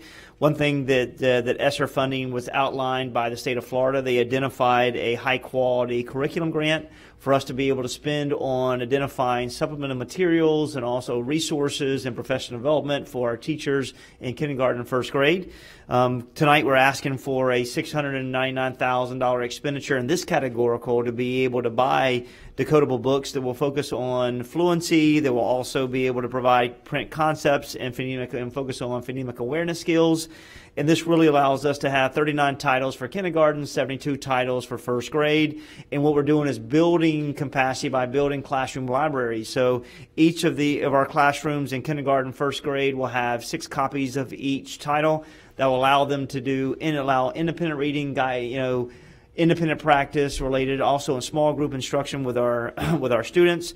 This is based on historical data when looking at iReady data that really shows that there is a growing deficiency gap from kindergarten to first grade. So being able to close that gap by bringing print concepts and phonemic awareness skills, be able to build the autonomy within our classrooms, it really allows us to be able to align content and text with the current standards, best standards. Tonight I have Tracy Bregman here that does such great work in our academic services program that may want to add any of this element to this element. Sure, I can add a little bit to it. So part of when you think about state legislation and different House bills that have come down, one of the specific House bills is House Bill 7011. And House Bill 7011 is basically wrapped around early literacy and closing the achievement gap before students get into third grade, where, if you've been around third grade retention, right, and the mandatory third grade FSA assessment. So what we're really trying to look at is building that explicit systematic instruction within our primary grades to close the gap early. So when our students do get into third grade, we don't have that reading gap. They can read the complex text, and we can start focusing on the comprehension and really building those skills that they need. And so when you talk to teachers, when you work with kids, when you look at the data, the number one piece in primary that we notice that our students are struggling in is phonics, right? They know their letters, they know their sounds, but they can't put it together and read the words and read them clearly and expand on it. And so when we look at past practices versus newer research aligned to the science of reading, one of the things that it talks about is using predictable text. Using text, for example, that aligns to the scope and sequence. If I'm teaching short A, using books that have many short A words in them that not just tell a story, so to speak, but also help build the fluency that could be reread multiple times, that teachers could pull out certain words and make the connection between the reading, as well as the encoding on the writing side of it as well. So that's what these decodables are for. In particular, is to support the scope and sequence of Wonders. They support, if teachers are still using the SIPS program, which we purchased last year, they can be used to support that scope and sequence. We have other teachers who are using programs from Curriculum Associates, Phonics for Reading, and things like that. These books can support and put the phonics skills that they're learning, letters and sounds and recognition and word recognition, within the context of a text. So they kind of go along with everything. It's a piece that puts it back into context. We're not just teaching phonics in isolation, because that's where students really struggle, is learning the word, cat, learning bat, learning mat is great, but if I can't read it within the context and tell you what it means, it's irrelevant of how many words I know. The other part to this purchase, this purchase is for all schools, and in addition, for our persistently low performing schools, we're also purchasing these decodables in Spanish as well to help build the Spanish literacy. And so that's a nice piece, because we want to highlight the literacy skills that students bring within their native language as well. We have the take-home books available for all of our students, as well as then also at those persistently low-performing schools to help make the homeschool connection. In addition, Benchmark provides parent resources and things like that kind of, if they go home in book baggies or the take-home books go home, parents can utilize those resources as well. So that's kind of what we're coming with. Okay. Thank you. I need a motion and a second to approve item C603. I have a motion by Member Gray, and I have a second by Member Washington. Member Vaughn, you pulled this item. Do you have any questions or comments? I do. Thank you. Thank you for highlighting the piece about our transformation schools and the extras they'll receive, because I did have questions about that. If there's a school that's primarily ESOL or Spanish speaking but aren't a transformation school, will they receive the literature in Spanish as well? And so one of our goals is also to work with the transformation team upon the ordering of the materials, and if there are additional schools, because the schools themselves aren't necessarily outlined per se within the grant, and so if there are schools, let's say, that don't have that high percentage of ELL population, that's just not their population within that, we can certainly look to move the materials to those schools that need it. For example, some of our schools in Town and Country, some of our Waimama, and some of the other schools out there that have it.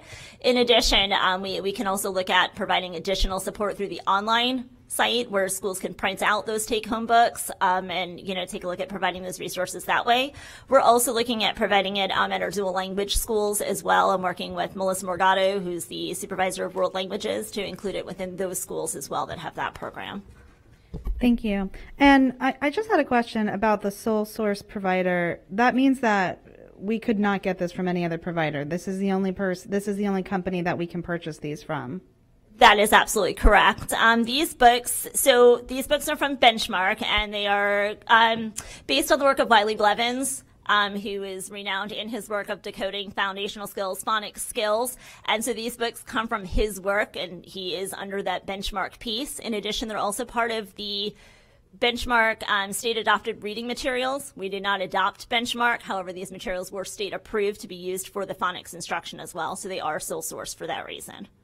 Thank you. And then I just have one final question. Under expected outcomes, the whole purpose of this is to make sure that we lower the rate of students who can't read on level. So we have expected outcomes. It's the goal that no more than 20% of our students are 1 or more year behind in the areas of phonics, according to iReady, based on the final diagnostic data in grades K through 12.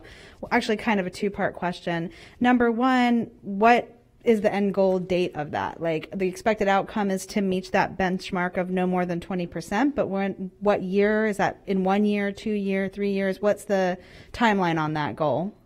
Ultimately, our goal obviously would be, tomorrow would be nice. But the reality is as we purchase it and implement it, we're looking over the course of the next 2 or 3 years as we work to implement, work to train our teachers within the use of it, and also look to track the historical data of the students. Right now we have our students exiting kindergarten, so we'll be able to see where they leave off, look at the students in first grade, as we begin the diagnostic next year, and implement the state progress monitoring tools as well as part of their new statutes.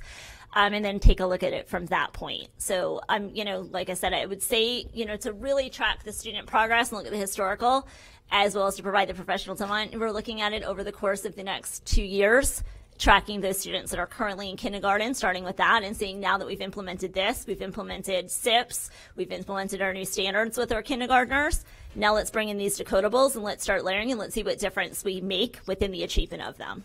I hope that answered the question. It does. Thank you. And then the last question is, I know that we're using iReady as the diagnostic data to evaluate their reading, and I know that's going to be part of this new progress monitoring as opposed to, the other testing. But are we using anything other than iReady? Because I've had concerns before about, is there portfolios, what are the other data points that we're using to evaluate their reading readiness aside from iReady results? So one of the things that we implemented this year was our K2 screener, which is Aligned to Wonders, and that's a face-to-face assessment given individually to all of our K2 students. So that tests both the phonological awareness, it tests phonemic awareness, and it tests phonics and print concepts of print at the beginning of the year. So that's one of the other measures that we use that's more of that face-to-face data that you can get from hearing a kid, and nothing like hearing a kid in front of you, right? Another tool that we can use to measure that progress is running records. A lot of our teachers use the DRAs, which are also appropriate, especially in the younger grades to really measure the growth. You can see the growth a lot faster, so to speak, in kindergarten and first grade as the students start to really develop their reading skills and build their fluency.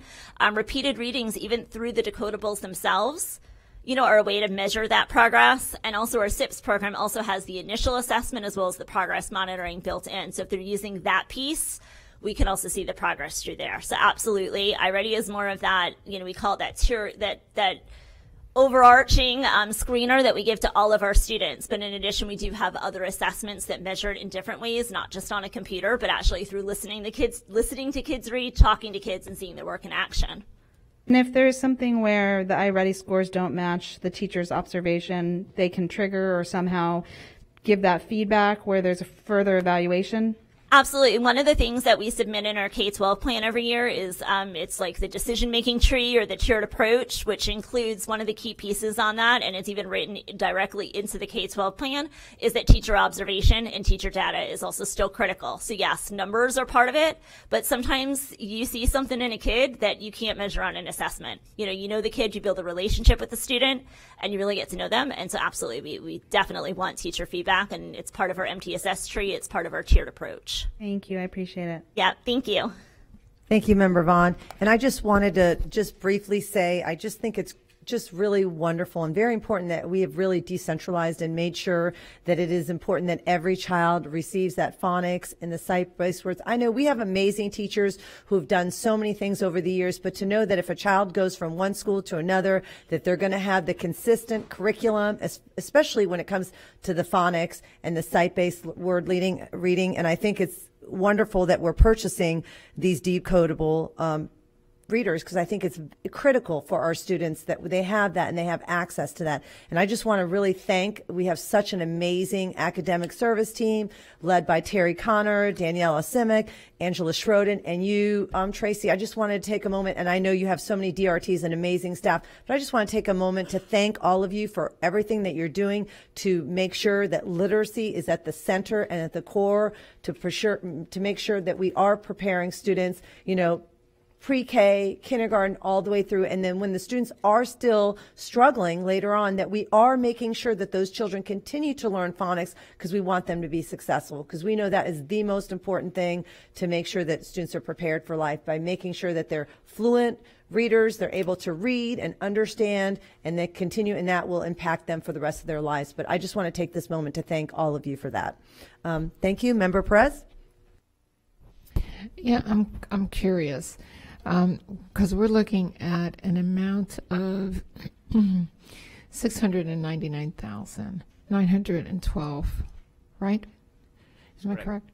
Okay, so, and it's Benchmark Education Company. Yes, ma'am. As compared to what? Because we didn't receive a comparison to, any other company. Yes, ma'am, through the chair. This is a sole source provider, which means there's no comparative out there. We do know this is a categorical funding identified by the state of Florida. This grant, you have to use it for text or professional development or supplemental materials. And this is a great opportunity for us to be able to improve classroom libraries. Ultimately, classroom libraries are so expensive to do. And when you get a chance to have not only classroom libraries, but we get a chance also to take home consumables, they're going to be in both Spanish and English, it's really going to allow us to put literature in front of our students. I understand that. So but they're the only company offering these books. Yes, ma'am. Okay. So, and the grant is specifically for this company. Okay.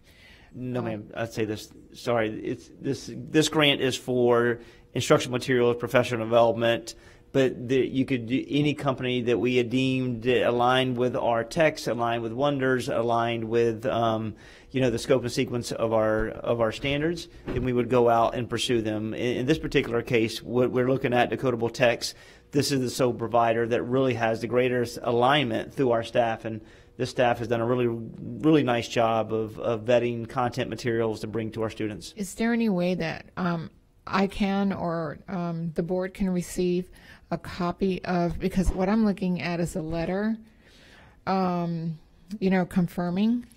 a confirmation letter, and then product codes, but I don't remember receiving a list of books that are delineated under these, it says the quantity, but can I get a list of books that are under these products, if you don't mind? Yeah, absolutely. What I can do is I can send you a link to a website. It's free. It's easy, no code or anything like that. And you'll be able to see exactly, because what they are is they're packaged. So it's a kindergarten, I'm going to call it kindergarten box, so to speak. And so, but what I can do is I can send it. You can see the samples of it. And then you can also see some of the title options as well. Perfect. Yeah. Cause Yep. I would just like to see what's included in that. It would be great. All right. Thank you. Thank you. Member Gray? And thank you, Tracy Bergman. You're amazing, and your staff is equally so. And I know that the SIPS was very successful, but you need the next step, and this is the next step to make it right. I also was just reminded with the remarks from the newer school board members, they were not privy to the literacy audit, where we listed what we didn't have and then what we needed to have by Deborah Pepe. So perhaps that might be something that would help the board members understand why there's other components for the reading program to be full fidelity. Is that right? Yeah, so the literacy audit was conducted. It was honestly before my time here in Hillsborough County, but in reviewing the literacy audit was when Debbie Pepe was in charge of academic services at the time. But we did read the results. We looked at it last year as part of our reading adoption, and I think we shared some information about it when we were in that process. But one of the key components is that they noticed is that we did not have consistency within that early literacy. That was one of the biggest gaps. And it was highlighted that we were just missing that systematic explicit instruction. It's not to say our teachers weren't teaching sight words. It's not to say that nobody ever taught short A. I want to be very clear. Like, it's not a criticism. It's just that we didn't have the materials. We didn't have I don't want to say a product, but we didn't have an approach. I think that's the better word towards it, is we didn't have an approach. We didn't stress it enough of its importance. We focused heavy on comprehension. We focused heavy on literature, heavy on the nonfiction side, heavy on the testing side, so to speak. But when kids came to third grade, and when we're looking at the number of struggling schools in our district, and we're looking at where are those gaps, where we found them was in the primary grades, was really saying, you know what, we don't really have a straight scope and sequence. It's hit or miss. It's these words. It's the Fry words. I'm going to send them home. Little Lynn is going to memorize them at home with her mom, and that's going to be our word work instruction, as opposed to how do we teach it within the context? How do we teach those word families? How do we help build that skill? So when we took it here, when I first started here last year, and bringing on Dr. Schroden as well, one of our key pieces was to kind of address that head on and really make, through the SIPS program, bring the foundational skills to the forefront, especially knowing that they have a strong component within our new standards. For BEST this year, we adopted a program that has a strong foundational piece, that has a lot of those routines, that structure for it. We introduced SIPS. And like you said, we're taking it to that next level of now, how do I give kids the opportunity to practice? Where do they get all that practice time? It's, yes, we can use little readers. Yes, we could do small group instruction, but they also need the direct, explicit practice within those sounds. And that's kind of that missing link, so to speak. So, yes, I hope that answered your question.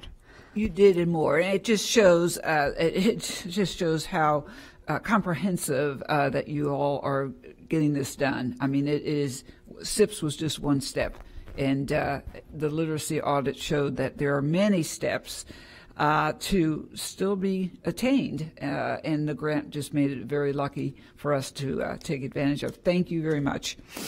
Thank you. Member Hahn? Thank you, Member Combs. I appreciate your time in talking through this tonight. When we did have the literacy audit, and it might be helpful if our new board members have a copy of that for their review. One of my biggest concerns was the lack of consistency, and not just for students learning, because we know we have high mobility of students, especially in our most vulnerable schools, but just for us at the district level and in the classroom level to be able to kind of, just track how effective are our programs being, and how do we know that if everyone's doing something different and kids are moving across different curriculums. So I appreciate Member Combs's comments, you know, the fact that kids, when they move from school to school, will have that continuity across the curriculum is really important to their academic achievement, especially around literacy. And I'm really glad you talked about systematic explicit instruction, which as a special ed teacher and professor was at the core of when we used to talk about, you know, lesson planning and instruction and you know, and you know, for our struggling learners in some of our more vulnerable schools, or really across any school, that explicit instruction is really going to help those students in regards to their working memory and how they're decoding and their fluency and all of those different pieces of reading and learning how to read or being a stronger reader and comprehending what you're reading. That's so important, and it's just I'm so glad you mentioned that. So, Mr. Connor and Tracy, thank you so much for everything you're doing, and you have a wonderful team, and we greatly appreciate. We know this is difficult work, and it's a heavy lift, but we're starting to see the needle move, and that is such a good feeling as a board member. So, thank you. Thank you, Member Hahn. Mr. Connor? Through the chair, I just want to remind the board too. I know it's been quite a while. Back in February of 21, we had a workshop, a literacy workshop, and I would be glad to forward that presentation just because we did go extensively over that audit, and I know we had an opportunity to do it with our new board members, but it has been a while, right? It's been over 13, 14 months. So I'll be glad to send that information out and just kind of reiterate and refresh our minds about what we discussed at that workshop. So thank you. Thank you, Mr. Connor, and thank your team as well. Please vote when your lights appear.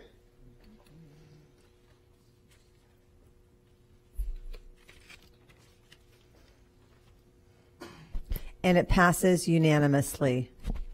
We are going to go ahead and go on to employee comment. Since I think it's just the exact time. It's 5 minutes prior to that, but I want to make sure that you're able to get out appropriate time. Employee input. We will now take employee input. Even though we hear public comment at the beginning of the meeting, it is sometimes difficult for employees of our district to attend meetings at 4 p.m. There are many ways for employees to make their voices heard, including through union representation, emails, phone calls, one-on-one conversations, and public comment at the beginning of the meeting. The board wants to hear from you. With this section of our agenda, we are creating another avenue for employees to speak to the board. We're setting aside 30 minutes for employees of the district to speak to the board about any issues that are on your mind. This is not intended to be a discussion about specific agenda item on tonight's agenda, but rather an opportunity for you to speak to the board about any issues related to your job or the district.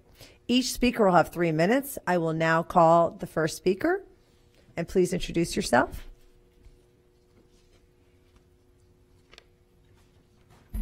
Hey, good evening, everyone. I'm Rob Creed. I'm the president of CTA. Thank you, Chair Combs, for being concerned about my dinner time.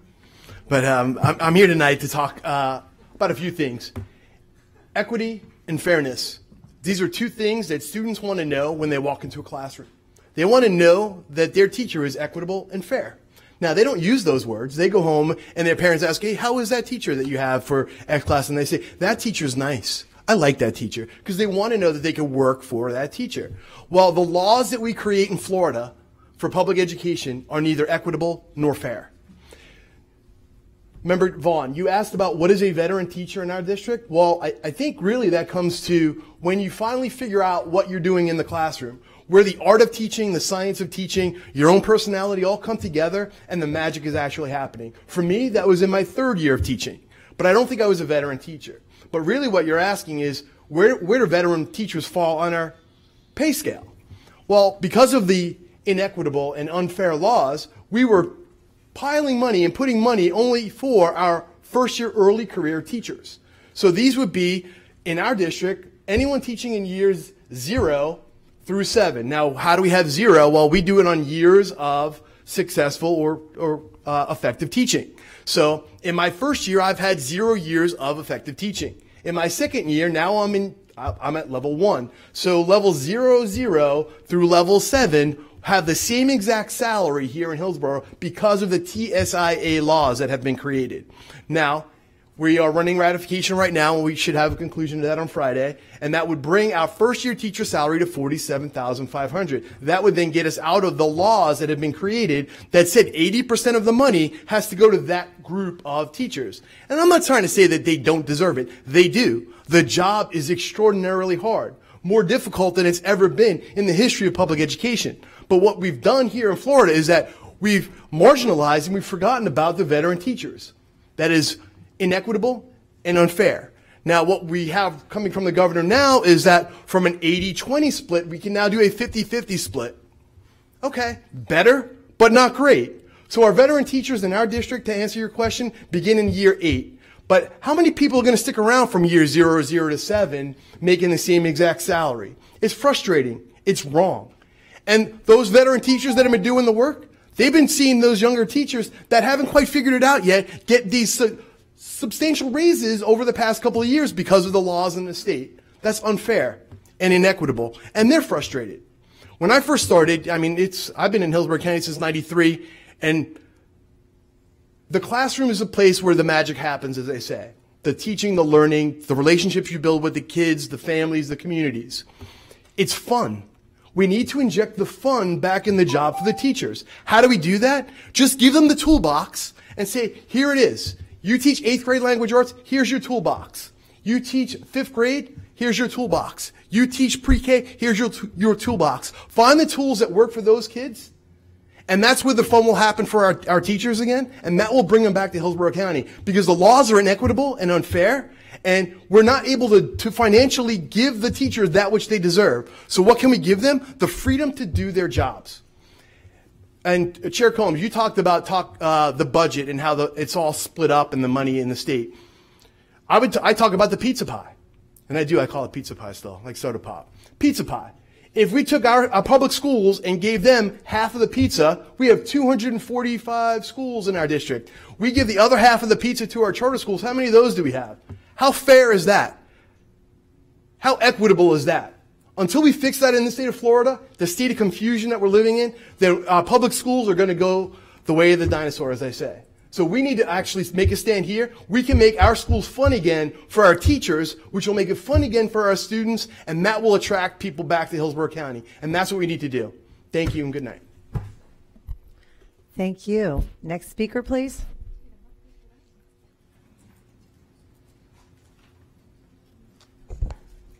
Good evening, everyone. Valerie Chuchman, HCTA Secretary Treasurer, chemistry teacher, Riverview High School. I wasn't going to come here today and speak, but something unthinkable happened today. The person who I believe to be the best teacher I have ever worked with put in her 2-week notice. After 15 years in the classroom, she's walking away. This was not an easy decision for her to make. She comes from a family of educators and was recently a District Teacher of the Year finalist. Her leaving education is unthinkable to me because she loves teaching. Check that. She used to love teaching. I know this story is not unusual. Teachers are leaving in droves. Another one bites the dust. Should be our theme song this school year. It's a huge problem, not just here, but across the country. I want to show this to you. This is something a member sent me. This is a mailroom at one of our schools. Those blue index cards, they read empty. There are 14 blue, empty teaching mailboxes in this picture. 2 more occurred after this picture was taken. A friend who works here told me that when the kids walk into her classroom, they say, "Miss, are you leaving too?" It breaks her heart, but someday she might say yes. So, what's driving them away? I really would like to say it's about money, but teaching has never been about money. We start our career full of energy and optimism, believing we can make a difference. Then we stay because we fall in love. But now that love is gone. Instead, teachers are feeling stifled, overstressed, micromanaged, unsupported, alone. Teachers have always been asked to do more with less. However, it seems that we've reached a breaking point. Now, they're being asked too much for far too little. We're increasing class sizes.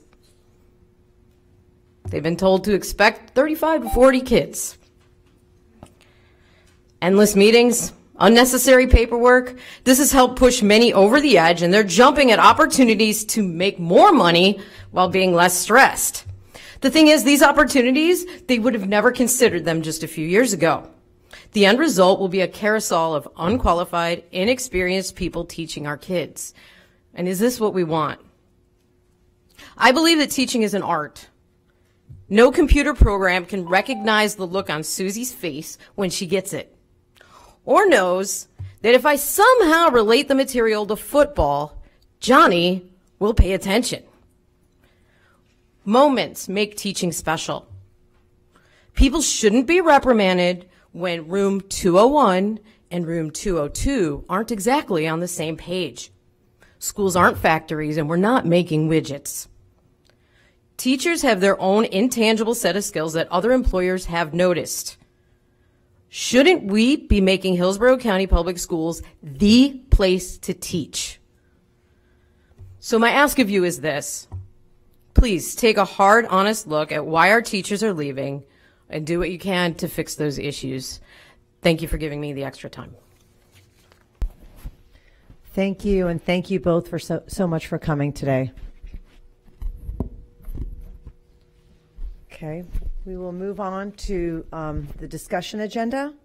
605, request for proposals, 21146 DST KG Wide Area Network. Superintendent Davis will highlight this item. Yes, ma'am, the chair. This is an opportunity for us to, finalize an RFP for our wide area network. We sent out a solicitation on September the 9th of 2021 to be able to identify vendors and corporations to be able to expand this type of work. Currently, we know that our infrastructure at schools continues to be a current barrier to our success.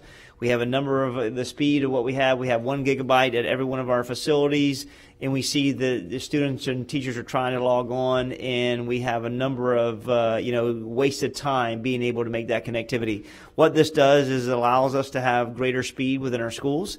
It moves from 1 gigabyte to 10 gigabytes and then potentially up to 100 gigabytes to have better speed, better efficiency as students are interacting every single day, and teachers as well with their lessons.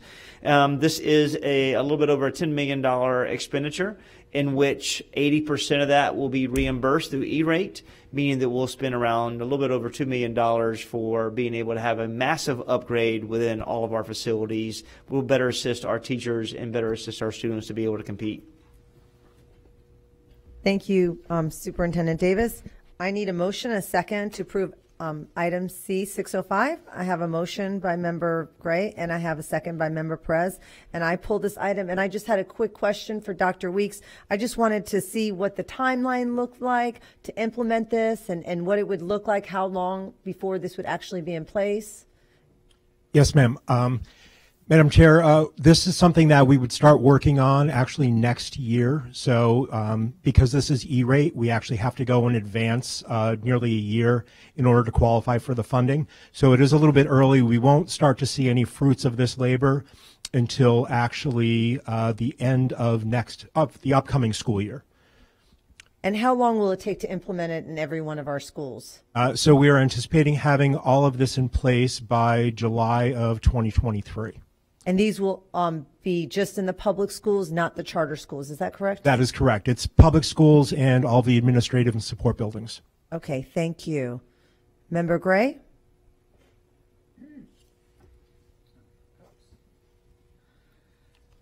Yeah, I just wanted to say that, and I shared this with Mr. Weeks, philosophically, I think is what I'm looking at. If we're going to go ahead and buy into that we are, in fact, and this is putting it nicely, 15 years behind in technology, then we also, I think, have to buy into the fact that this is a systematic, and Mr. Weeks, correct me if I'm wrong, a systematic approach to updating our technology needs.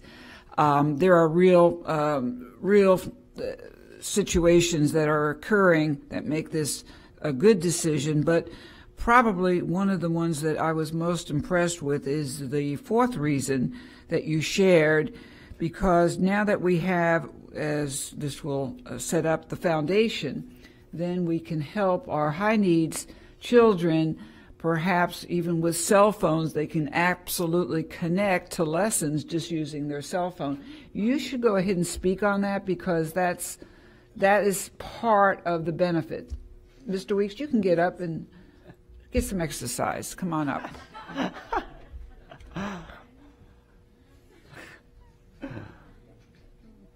Move it around. Yes, ma'am, through the chair. What I was referring to was the fact that this indeed is a foundational infrastructure that is required for us not only to support what we have today, but really to be able to innovate on.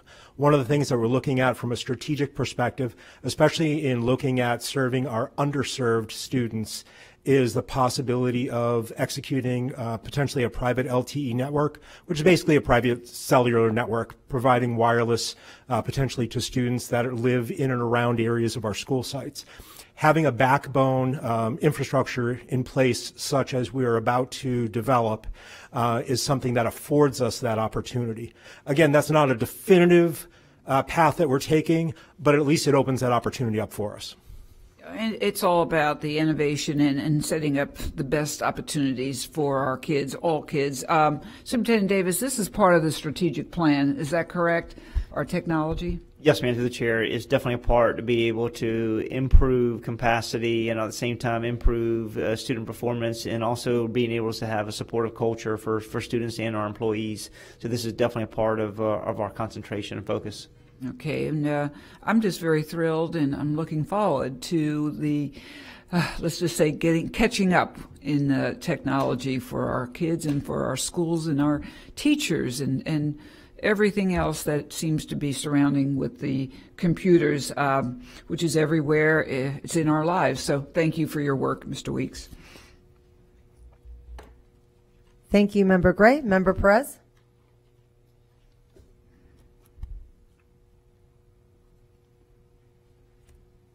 Yeah, maybe our computers will move a little bit faster too. That's the plan. Yes, yeah, that was my question, because I had a challenge this afternoon with my computer. It was a mess, but yes. For us, it would be potentially a 10-fold to 100-fold increase in capacity over what we have today. So it definitely would help.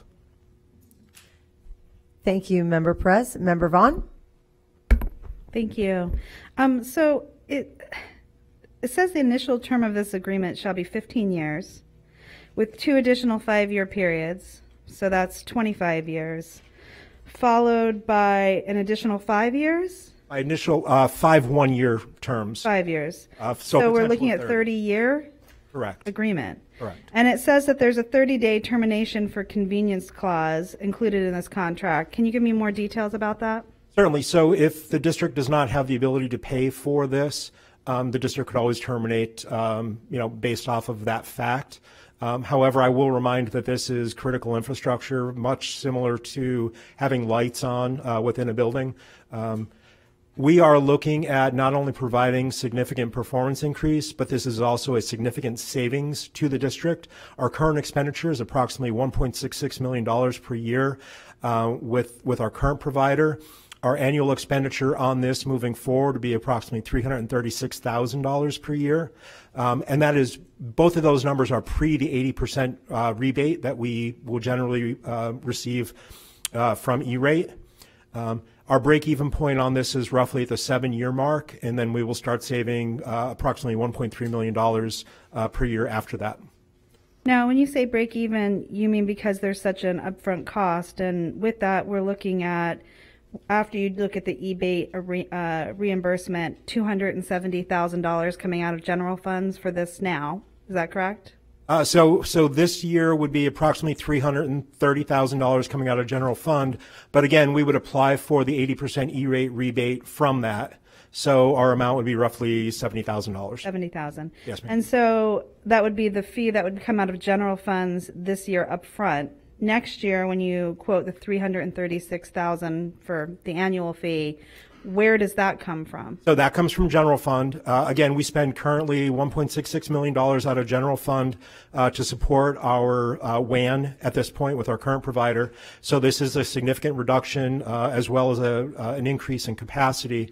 So it will be all around a significant benefit for the district.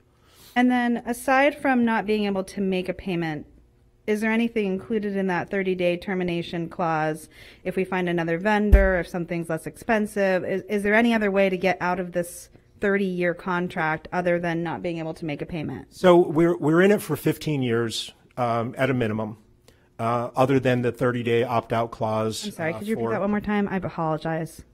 So again, we're in it for 15 years at a minimum. We can terminate at the end of 15 years.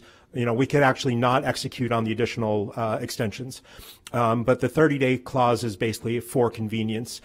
We can go out and actually look for better pricing, but this is a significantly lower price than you will find anywhere in the market at this point. And we have had a number of vendors, or a number of school districts, reach out to us to comment about the pricing that we've received on this. Okay, thank you. Thank you, Member Vaughn. Member Washington? Thank you, Madam Chair. Well, Mr. Weeks, you sold me on the idea when you told me that the underserved students will have a possibility of being able to use their laptops or their computers. And it's very important because those are students that never have opportunity to do that because many of them don't have networks or internet at the house. So that sold me on that. Number two, this saving is unbelievable. 80%?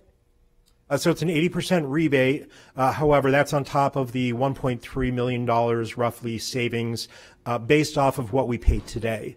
So you're going to take an additional 80% off of that. So we're comparing the numbers. We pay approximately $360,000 after rebate currently. We're going to be paying a little bit under $70,000 after rebate once we implement this new contract.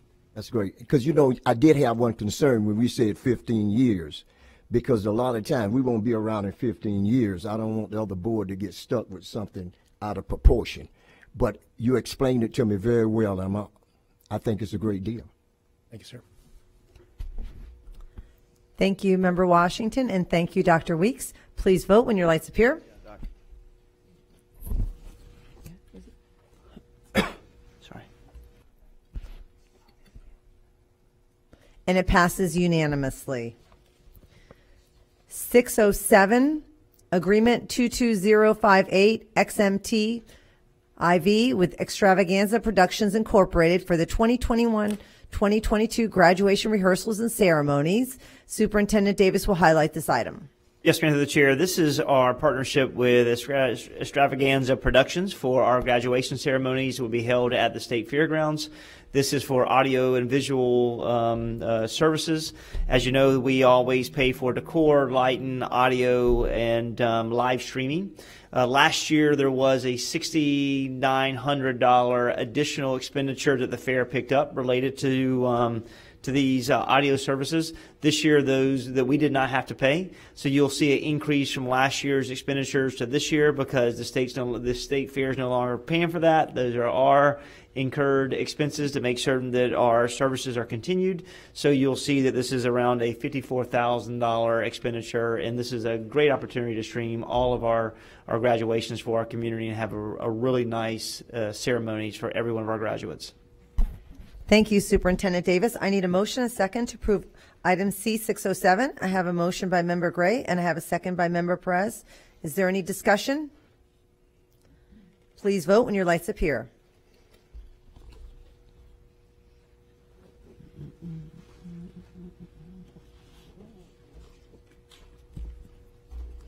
And it passes unanimously. 608, piggyback 22061, PGB-LG, liquid petroleum gas. Superintendent Davis will highlight this item. Yes, Mr. the Chair. This is we went out on a an RFP in December 2021 related to petroleum gas to be able to fuel the 90 propane buses that we currently have. We know that propane buses is a way to be able to save efficiency, saving funding related to fuel, especially with costs currently right now. But we also know that there's some also restrictions related to propane buses as well, where they have a short, limited mileage to be able to transport students. So we use the 90 propane buses in the West Tampa area. So this is bringing to the board a piggyback related to our agreement with the Florida Department of Management Services. It saves us a tremendous amount of money related to where we currently were in 2020 as our current contract was exhausted. So being able to bring something back for the next 8 months, because this will end in October of 2022, just allows us to make certain we secure a better pricing for petroleum and make certain we continue with the 90 buses and fleet on site in the West Tampa area. Thank you, Superintendent Davis. I need a motion, a second to approve item C608. I have a motion by Member Washington, and I have a second by Member Gray. Any discussion? Member Perez? Yes, I have a couple of questions, actually. With the cost of gas, how many do we have any electric buses right now? Through the chair, we do not. We are but I'm going to tell you, we are aggressively moving forward to try to find how we can make this become a reality within our school district. The biggest issue is we can go buy all the electric buses that we need in the district. The problem is having the infrastructure and the charging stations throughout our district. So, but I give the hats off. This is something that we work with through operations, through Mr. Farkas and Mr. Beekman. They're working through every day to figure out how this can look. And because we know the gas prices continue to soar, we want to be very creative in that approach. Mr. Farkas, anything you want to add? I just want to add that Kristen Davis is part of that as well. Thank you, Katie. With us in Tallahassee to make sure that we get as much funding as we can, because there are some grants that are available for us out there, and so we want to utilize those. But sometimes there's only a couple places in Florida where you can actually buy electric buses. You're not like you can't go to any shop and buy them. They're approved by the state in Tallahassee. So we want to make sure when we buy those that there's infrastructure to support it as we go forward, because right now we have buses are not parked in general locations, meaning that we have a couple places where a lot of buses are parked, but as you see when you drive by schools, they're parked at certain schools, and we still have a part of our contract grandfathered in where we have drivers who can actually take buses home. So making sure that we have the routes that match up, just like we have the propane in this item, the mileage on that is part of the issue. But anyway, we are actively looking at it. Jim has become an expert in that, and so we look forward to bringing back to the board the recommendation to get electric buses in the very near future. Fabulous, because that would really cut down on the cost of this propane as well, right? Yes, ma'am. What's the cost of the propane normally in the year? Yes, ma'am. So through the chair, in December 2020, when we had our agreement, the price of the price markup per gallon was around 78 cents. I don't know the current price. Maybe that's it, Corey. Yeah, we can get that for you. But I can tell you this, the current contract we had for December 2020, there was a markup of around 0.78 cents, so 78-cent markup. We then went to put out an RFP in January of 2022, and then the markup was $1.44 per gallon. And now going off this piggyback with a contract with the Department of Florida, we're looking at only a 26-cent increase per gallon per petroleum. So we're going to be in a much better spot financially for the next 8 months, and hopefully we'll see prices start to get a norm and have a better expenditures. And by then, maybe we have a thoughtful infrastructure that we can put in place to start piloting electric buses within our district. I just want to add, right now, electric buses, traditional buses, $100,000 to $120,000. Electric buses on bid right now in the state of Florida are $360,000. But there are grants that will help us. Correct. So making sure we find the right buses. one to offset it. But that's I just want to make sure you understand the sticker. It's literally 3 times more expensive to buy an electric bus. So making sure the grant offsets that cost. And sometimes you'll find a grant that'll help pay for the buses, but won't pay for the infrastructure, because they have charging and then there's quick charges. And because of the field trips and the athletic events and things that we do, we need to make sure we have that variety so our buses can actually run and function that way. That's what we're working very hard to make sure we provide that infrastructure into the board. But going forward, looking at where we could save money when we're looking at the gas prices as opposed to an electric bus, this could be at a place, that we could possibly, in the next few months, maybe a year, save a lot of money for this district. Yes, ma'am, through the chair, absolutely. And this is why one of the strategies is being able to continue to use the 90 propane tanks and fueled buses that really allow us to be effective. Fabulous. Thank you for that information. Thank you, Mr. Farkas. Thank you, Member Perez. Member Hahn? Just to follow up on Member Perez's comments, I appreciate your comments. Just as you, Mr. Superintendent, look to maybe expand this initiative over the next couple of years, because I would imagine it take quite a long time just for the grants and then to build the infrastructure. There might be other organizations, I don't know if HART has electric buses or might be moving in that direction. So there might be an opportunity for shared cost around the infrastructure because, I know a little bit enough, I know enough about this to make me dangerous. In that, in some cities, the buses drive over a large, charging station. They just drive over it, they quickly charge, and they drive off. So you'd need many, many of those around it. I mean, we are such a large county. But if there are other entities that are interested in moving in this direction and can share our timeline, it just maybe conversations should be had so that we can start to develop a shared cost analysis to support this move. Thank you. Yes, ma'am. I think that's awesome, Chris. I think that's a good part. Maybe working through that to be able to, especially for charging locations. I think that would really help us. So we are. We've met with HART already about that joint venture, and also Congressman Castor's office, because she's supporting some of that and directing that money towards us. So that's a great idea, Dr. Hahn, since Jim already came up and agreed, and Kristen. So not my idea, but Kristen and Jim came up with that. So they do, and they also there's a variety. They have compressed natural gas and electric, but the Pinellas County bus system has the electric. Yeah, the bus system. They drive right over and it charges them. So like I said, I know just enough to make me dangerous. And just one more reminder, especially for some of the newer board members, HART does about 1/4 of the amount of routes that we do. They're 25% as large as we are when we talk about those numbers, but it doesn't mean we can't argue because they also have different hours. They run nights and we don't, so there's definitely ways that we can kind of partner and make that work together. Thank you. Thank you, Member Hahn. Member Vaughn? Thank you, Madam Chair. I'm glad we're having this discussion because it feels like a year ago we were having a similar discussion when I was advocating for electric buses, and we went over a lot of this information. My question is the reason we were talking about it then is because the state was offering a grant, correct? Which we weren't able to take advantage of at the time. That's correct. Correct.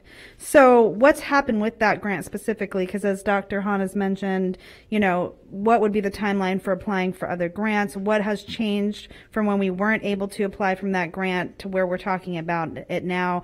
Just so I have an understanding of why it might be an option now and wasn't a year ago when we were talking about this. Because the grant was only for the buses and it wasn't for the charging stations, or actually it was for the charging stations that were the slow chargers, which wouldn't have worked for us from that standpoint. So the cost to do it at that time was substantial. And we hadn't built up. We weren't sure of where the COVID money was going to leave us.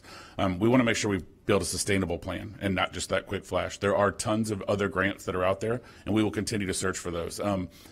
Some of the other companies, TECO has opened their mind up a little bit more to doing that part of it too. That helps us. So there are other grants that are part of that we can access. So that's what we're gonna continue to search. The investment, we spent a lot of time on the what you brought to us and what we were looking at with that state grant. It's just we've got to make sure that we don't put ourselves in a situation where down the road we're paying more money for that quick win, for lack of a better word. So we want to make sure. I know that many of you have interacted with Jim. Jim Beekman's one of the smartest people I know and knows about transportation, and his investment in our community and making sure that we make a smart financial investment is his priority. I will say that he has spent the last 6 to 7 months, if not more, becoming one of the most knowledgeable people about electric buses and making sure we have a plan. As you know, many know he's leaving the next year or so, and his plan is to make sure that we have that in place before he goes. So Ms. Vaughn, it is a priority for us to make sure that happens. We just want to make sure that we use the best financial model to do that. We have a lot of people that want to do the quick purchase for us because we have such a large community and because we have so many buses. We want to make sure we are smart and we're not setting ourselves up, as Mr. Washington said, that 10 years down the road they're paying for something that we didn't think of down that path. it is important for us. It is a priority for us to do that because it's also getting rid of the buses that we currently have as we get on the electric. If we bought 900 electric buses right now and put them on routes, we'd have 900, buses that we'd have to get rid of as well. So we've got to figure out how that kind of works. We have a plan to get rid of 100 buses a year as we buy the 100 buses. The thought is that we'd implement those with electric buses as opposed to the gas buses we're currently buying. But we look forward to a plan to bring. I don't want to get the cart before the horse, but it is actively being investigated. All right, thank you for that feedback. I appreciate it. And you answered my second question about what an imagined timeline would be if everything aligned right. And the answer that I heard was a couple of years. Thank you. Thank you, Member Vaughn, and thank you, Mr. Farkas. Please vote when your lights appear.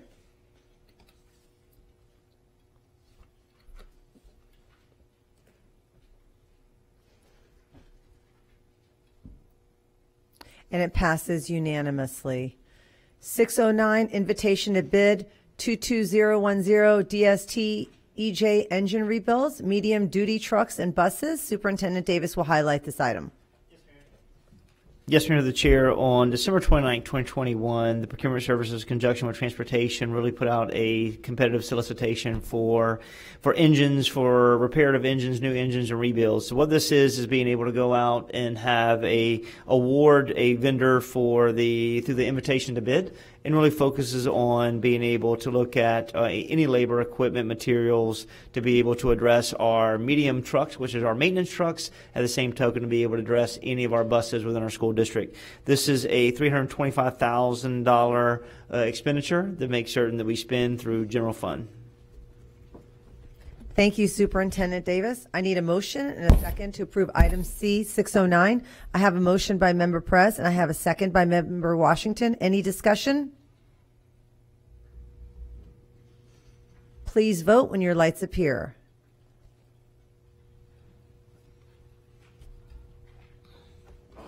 Bless you.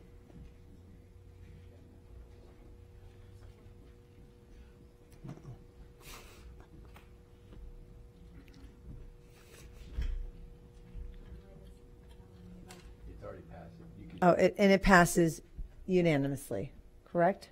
Or Member Vaughn? Ms. Vaughn was in the room when the vote occurred, so she needs to vote. You want to read? The record needs to reflect. Could you please verbalize your vote? So because you're in the room, you have a legal duty to vote, and the vote is yes. Thank you. Thank you, Member Vaughn. Moving on to C611, approve the contract renewal of Florida Virtual School and our virtual curriculum providers. Superintendent Davis will highlight this item.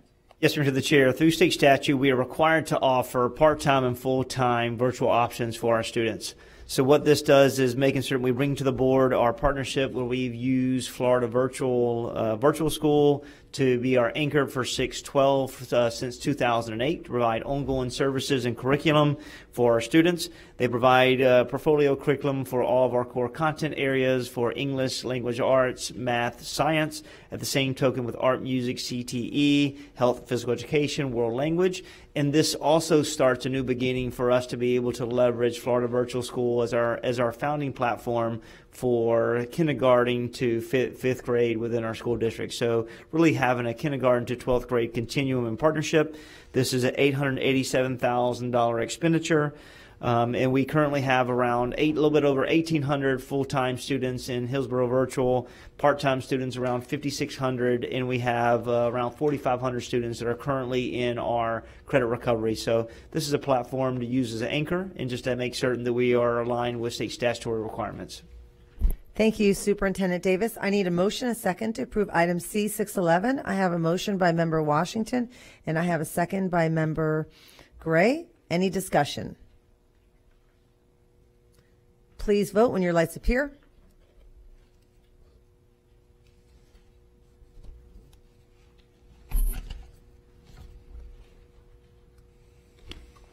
And it passes unanimously.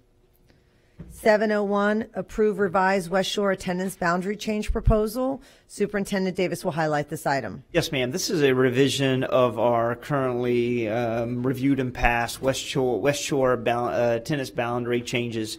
Originally, we had information that we partnered with the county for GSI mapping, and what it did show is that currently in the particular neighborhood, there was a particular carved out neighborhood where we didn't identify students within this particular community. However, after really running updated analysis and working with the city, we did identify there were 33 students that were impacted for our original changes. And these are changes that would move students and future builds in the West Shore area from Grady, Coleman, and Plant High School to Tampa Boulevard, Pierce, along with Jefferson, because we know there is a current increase in capacity at these particular schools. So being able to make certain we grandfather these 33 students into their current attendance boundary so that they're not changed in any way, shape, or form. Mr. Farkas, anything you want to add here? Yeah, it goes back to GIS and mapping, and for those people that are into it, it's a little bit more complicated.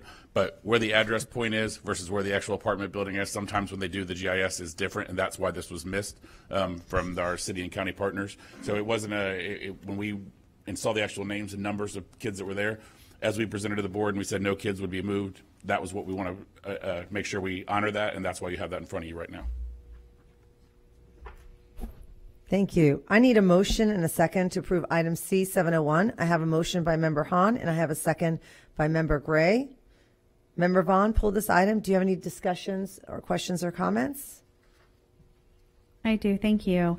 So this was the one we originally talked about that said it wouldn't have any effect on our current students. And we've identified 33 students, and you say they're going to be grandfathered in. Is that across, because we're talking about elementary, middle, and high school, that's for the length of their career. If they're starting out in elementary school, then they'll graduate at which was the high school? At Plant High School? Yes, ma'am. That's correct. Unless they move somewhere else. That's correct. Okay. That answers my question. Thank you. Thank you, Member Vaughn. Member Hahn? Thank you. I've gotten a few phone calls about this, so I just thank you, Juan, for catching this, because I do want to make sure we honor the promise, which was that this was an attempt to be proactive and not impact current students. So I am glad that these students will be able to stay within their school district boundary of Grady, Coleman, and Plant. I appreciate that.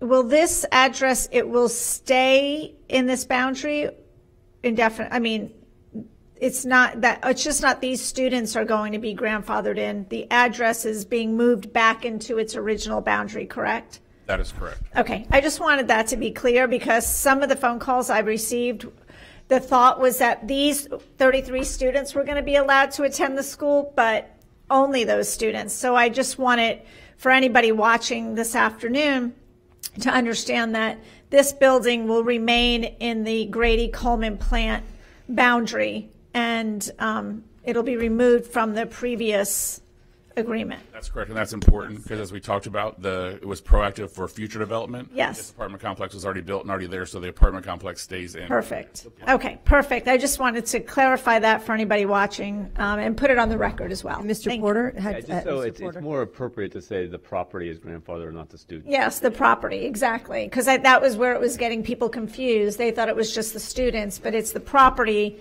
So anybody who moves in or out of that building is part of that property, goes to those schools. So appreciate that. I just wanted it on the record. Thank you. Superintendent Davis? Yeah, yes, ma'am. Thank you, Dr. Hahn and Mr. Porter. It is correct. It's Mosaic West Shore apartment complex. So that is a good point. We're moving from students and making certain that we are stationary with that particular area being grandfathered within those schools. It's a good point. Thank you. Thank you for the clarification. Please vote when your lights appear.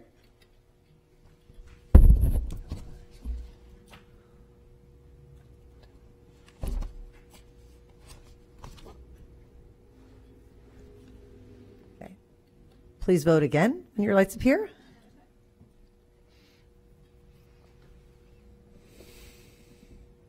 And it passes with 6, with Member Snively not voting. Thank you. 708, approve Altamira LLC end user license and maintenance agreement for analytical and geographical cloud services suite for school districts. Superintendent Davis will highlight this item. Yes, ma'am. This is a contract that we've had since 2017. To really talk about in general terms, anytime that anyone is projected to move to Hillsborough County, or they're wondering what kind of their current residents, what school they are identified for boundary, they can go on our website, put in their address, and what it will do, identify the schools that they'll be able to attend. So this is extending that contract to be able to make certain this continues to stay within our website to really have accessibility to our parents. We will use all land sales proceeds to be able to cover this expenditure because it's linked to growth and development, planning and development. Thank you, Superintendent Davis. I need a motion and a second to approve item C708. I have a motion by Member Perez, and I have a second by Member Washington. Member Vaughn, you pulled this item. Do you have any questions or comments? I do. I've gotten some questions about this, so I appreciate you saying that the revenue source will be land proceeds. Where, if we weren't spending it on this, would those land proceeds go, and which part of our budget? So, Mr. Farkas, you want to talk about? It's a capital expense, so it's in a capital account only to be used for activities that are related to growth or building. And if so, we didn't have the land proceeds because this is a yearly contract, right? I mean, it's jumped up, $15,000 this year, but it's a yearly expenditure. So if we don't have those land proceeds revenue, where would this money come from? We would use general or capital depending on what it looks like. Software traditionally can't be paid for out of capital, so it would probably have to be something we'd look for general. This system was built specifically for our antiquated systems, so we spent a lot of time with Mr. Weeks and his team to talk about the next step. We anticipate that before the end of this contract, we will not need this service. We will use something that isn't so specific, that deals with 3 or 4 of our antiquated system. As Mr. Weeks and his team have done a lot of work in moving it and making it more updated, we won't need this to talk to 3 or 4 different systems that currently don't talk to one another. And this is a year contract, 1 year? Yes, but it also has a break that we can get out of that contract if by chance Mr. Weeks and I are able to solve that problem before that contract ends. Thank you. I just want to clarify something through the chair, that software can be, but this type of software cannot be purchased out of capital. That's true. Thank you, Mr. Farkas, Ms. Johnson, and Member Vaughn. Please vote when your lights appear.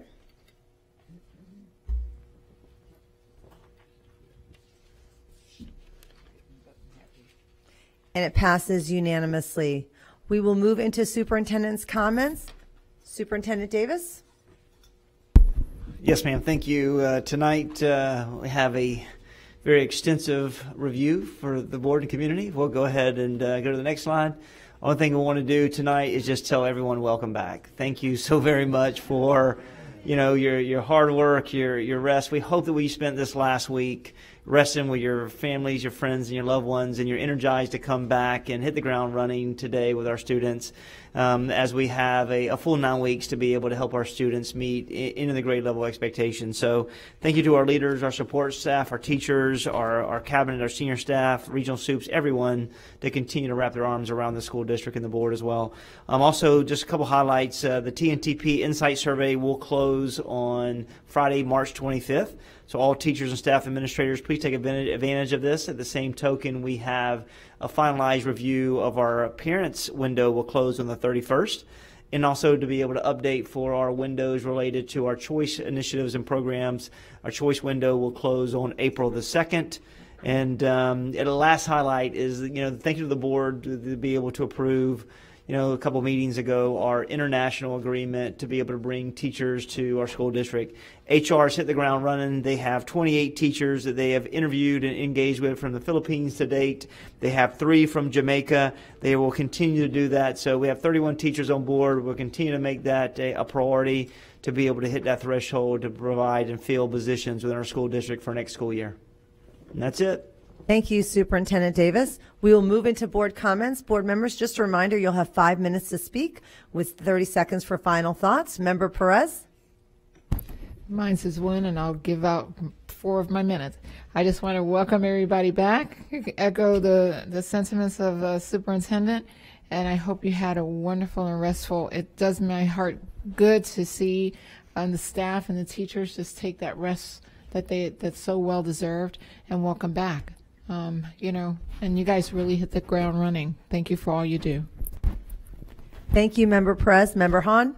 Thank you, Member Combs. I just want to highlight a few things. It was a busy week before spring break. I enjoyed going out to the One Voice Academy, which is the nation's first classroom for pediatric cancer patients, and Hillsborough County is the first one to create such a classroom. So I just want to thank the superintendent and his staff for prioritizing that initiative, and it had been a very long time in the making. And so thank you, Superintendent Davis. I also want to thank Marianne Masolio, whose vision it was to create this classroom based on her devastating experience with her young son, Jay. And she has built a beautiful memory on behalf of her son. And over the years, she has really been there and helped with resources and so many different programs for families and children with pediatric cancer. So it was a wonderful ribbon cutting of the classroom. I encourage my colleagues to take a ride out there. It's in Brandon, right, not too far from the Brandon Mall, to give you a kind of an idea of the location, and tour the classroom and see what it's like out there. It's a beautiful property, and I think you'll fall in love with it as much as I have. I also, before spring break, attended the Junior Achievement Dinner, which was phenomenal. I loved hearing the testimony from students from Hillsborough and Pinellas counties about how junior achievement from K through 12 through all their different programs have really significantly impacted their life as well as their career choices. And it was just a really wonderful celebratory evening and lots of fun. It was a great way to kind of end the week before spring break. And then last but not least, I attended the Lanier Leadership Day, and one of my favorite events of the year is Lanier Leadership Day. And I know Tinker also has a Leadership Day in a few other schools, but it was really the first time that we've had a Leadership Day since COVID, face-to-face. And the students are so proud of their school. They're so impressive with their, just their maturity and their language skills. And it was just a joyous day. And to see so many community partners out there that support our schools and the impact that the Leader in Me program has on that particular school and many of our other schools, it's really astounding. So if you haven't had a chance to attend a Leadership Day, you please do, because you will be highly impressed with our teachers and students and principals. It was a wonderful event. So thank you to Lanier for hosting that and for the invitation. And I do hope everyone enjoyed spring break. And now we are, going to gear up toward making our way to the end of the school year and celebrating graduation. So spring is a really exciting time of the year, I think. So I'm excited for our students and our teachers and our staff. So thank you. Thank you, Member Hahn. Member Washington? Thank you, Madam Chair. Probably you can start the video for me. We had a great time on the 12th of March. We had the first annual Hope Community Fair at Dr. Carter G. Woodson Pre-K 8. Ms. Lanita Lucas was the supervisor for Family and Community Engagement for Transformation Network, was a leader in collaboration with the community partners. And Mr. McRae, I thank you for being there. We had a great time. Islewild Baptist Church was also collaboration with the Hillsborough County Schools Transformation Network and community partners such as Hillsborough County Affordable Housing, Hillsborough County Sheriff Office, the Metropolitan Ministries, Heart Bus Line, just to name a few. These community and church partners joined together in less than 3 weeks to make this a success, to provide free resources to families and to start the spring break. Many of our students relied on school meals, so the focus was to bless the students and families. Over 700 hot meals were provided. 350 food boxes were distributed along with the household cleaning supplies, in addition to iPads, flat screen TVs, gas cards, and a 30-day bus pass at Walmart. We had a great time. We had a lot of people to come out from the community, and this is what we do. We give back to the community, and we're always there to help. So thank you very much, and I'm happy to see everybody back. Now it's time to go to school. Thank you. Thank you, Member Washington. Member Gray? Yes, thank you, Member Washington. It is time to go back to school and to thank all of our wonderful teachers, welcome them back.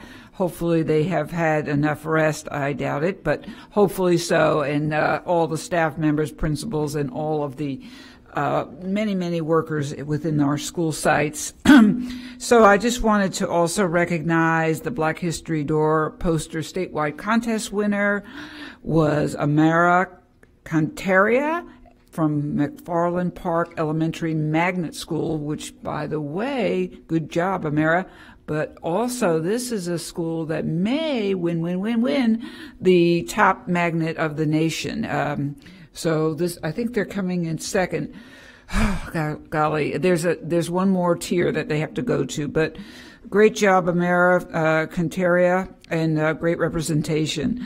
Also, the Lanier Leadership Day. Yes, Stacey Hahn, I was there also, and we definitely were just always excited to see. I mean, this is where you have your holistic type concept, right? The community, the business community. When I say community, I mean literally they come from their homes to enjoy this big celebratory event.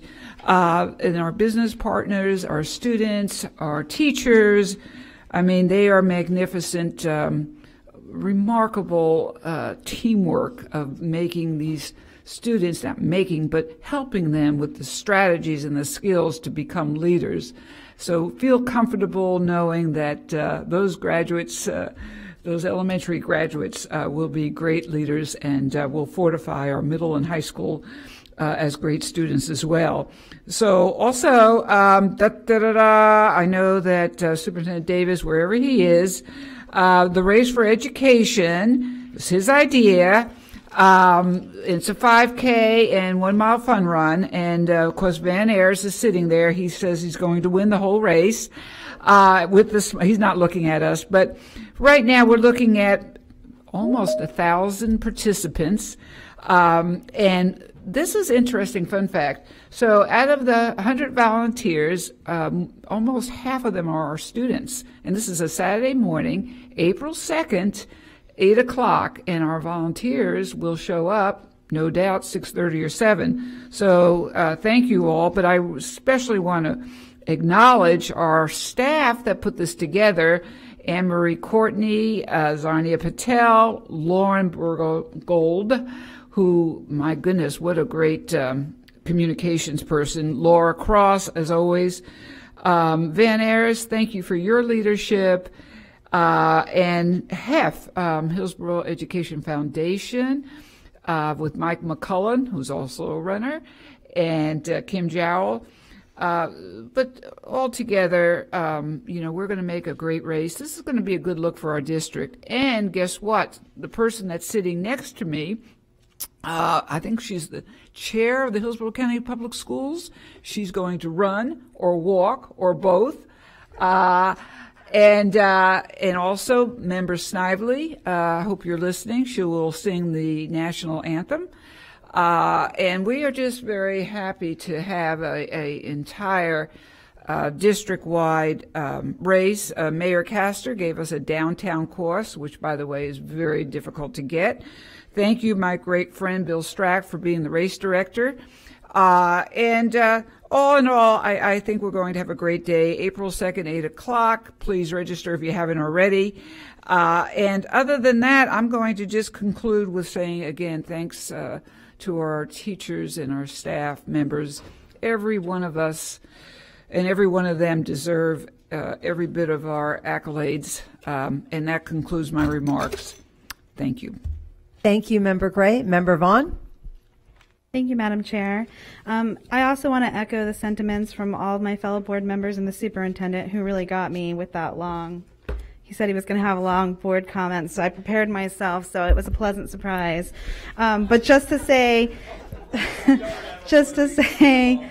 Thank you. Welcome back. You know, we always talk about how much we appreciate all the hard work of our teachers and support staff and our administrators. And to echo everyone, I hope that you had a break where you got to recharge and fill your soul with whatever makes you happy and recharged. You know, as a new board member, we came into a lot of challenges, and our first few years were filled with a lot of, you know, community fear and a lot of division and a lot of issues, but it's been, since the break and the development of this year, it's really been a nice opportunity to see some of the great things that have been coming out of our schools. And although there's still some frustrations and negative feedback, overwhelmingly I get a lot of appreciation from students, from staff members, from schools, from our community, where they really value traditional public education. You know, we're kind of healing from COVID. Everybody's really anxious to be collaborative,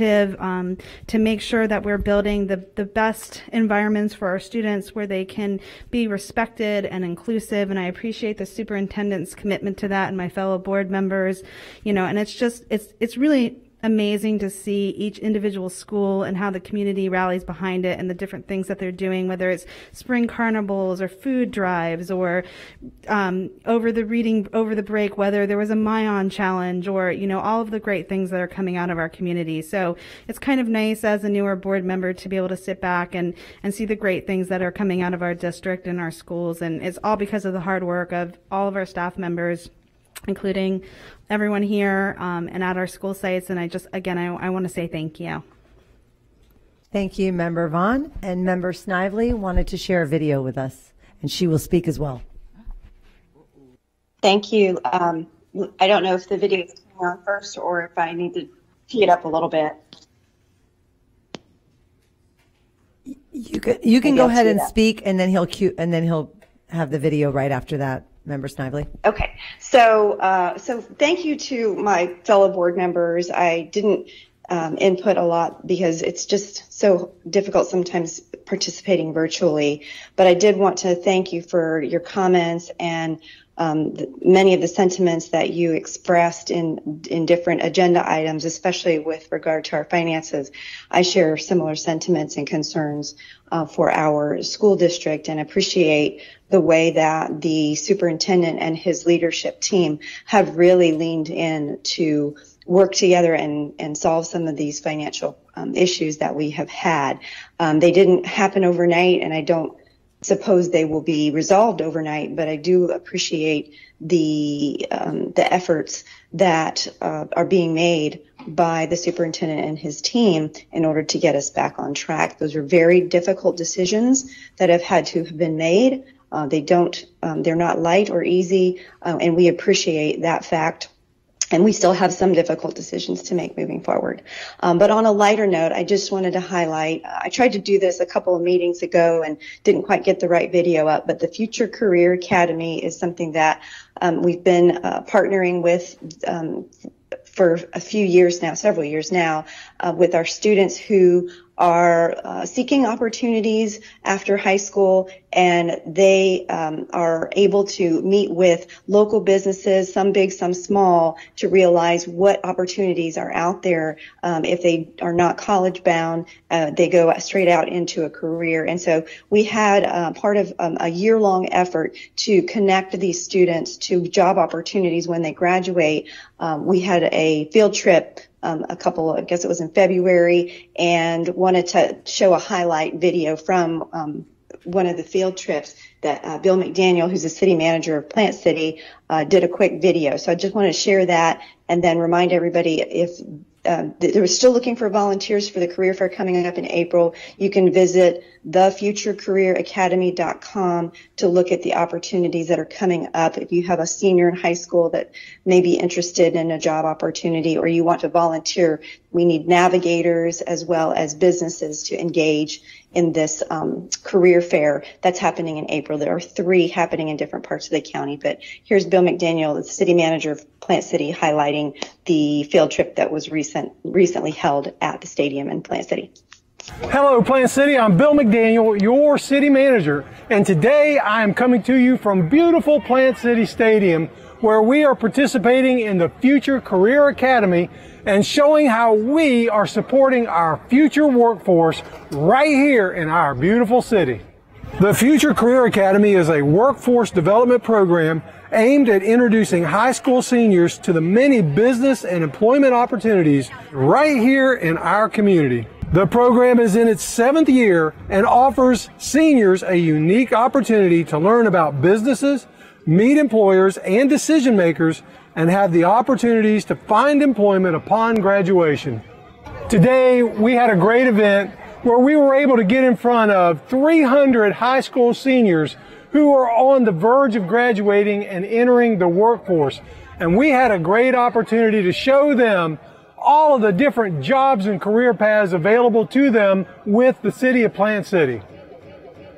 A strong workforce is critical to any community, and Plant City needs its homegrown, strong workforce to make it an even better place to live, work, and play. This was an opportunity to demonstrate to our youth that right here in our wonderful hometown, they have opportunities to build a great and successful future.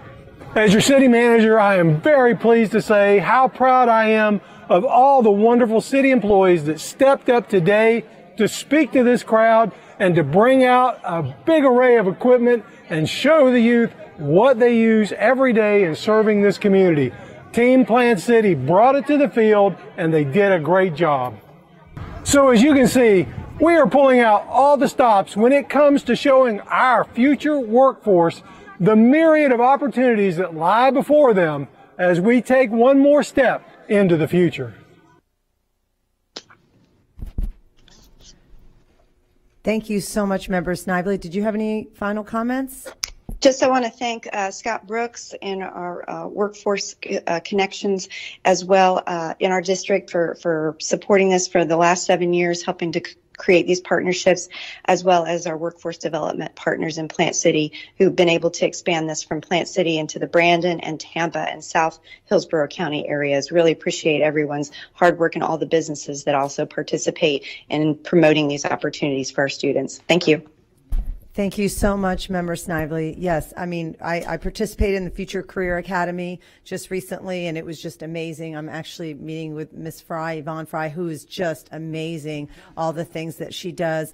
You know, everybody was so light, but I am going to kind of bring it down a little bit. So I had a couple questions. You know, if you know me, you know I really love to watch the news. I read the paper. I'm just a avid type of news person, and I just have felt recently that the news has really been very inconsistent and there's been a lot of fake news. So, you know, one of the things that I wanted to mention, Superintendent Davis, we talked about this today. I've received several emails stating that, you know, because of our decision to keep our schools open and do what's best for children and families in our district, that we would receive penalty. Is that correct or incorrect? So we would no longer, through the chair, no longer receive a penalty that impacts our basic student allocation or our current formula that's outlined by the Florida funding appropriation funds that come to our school district.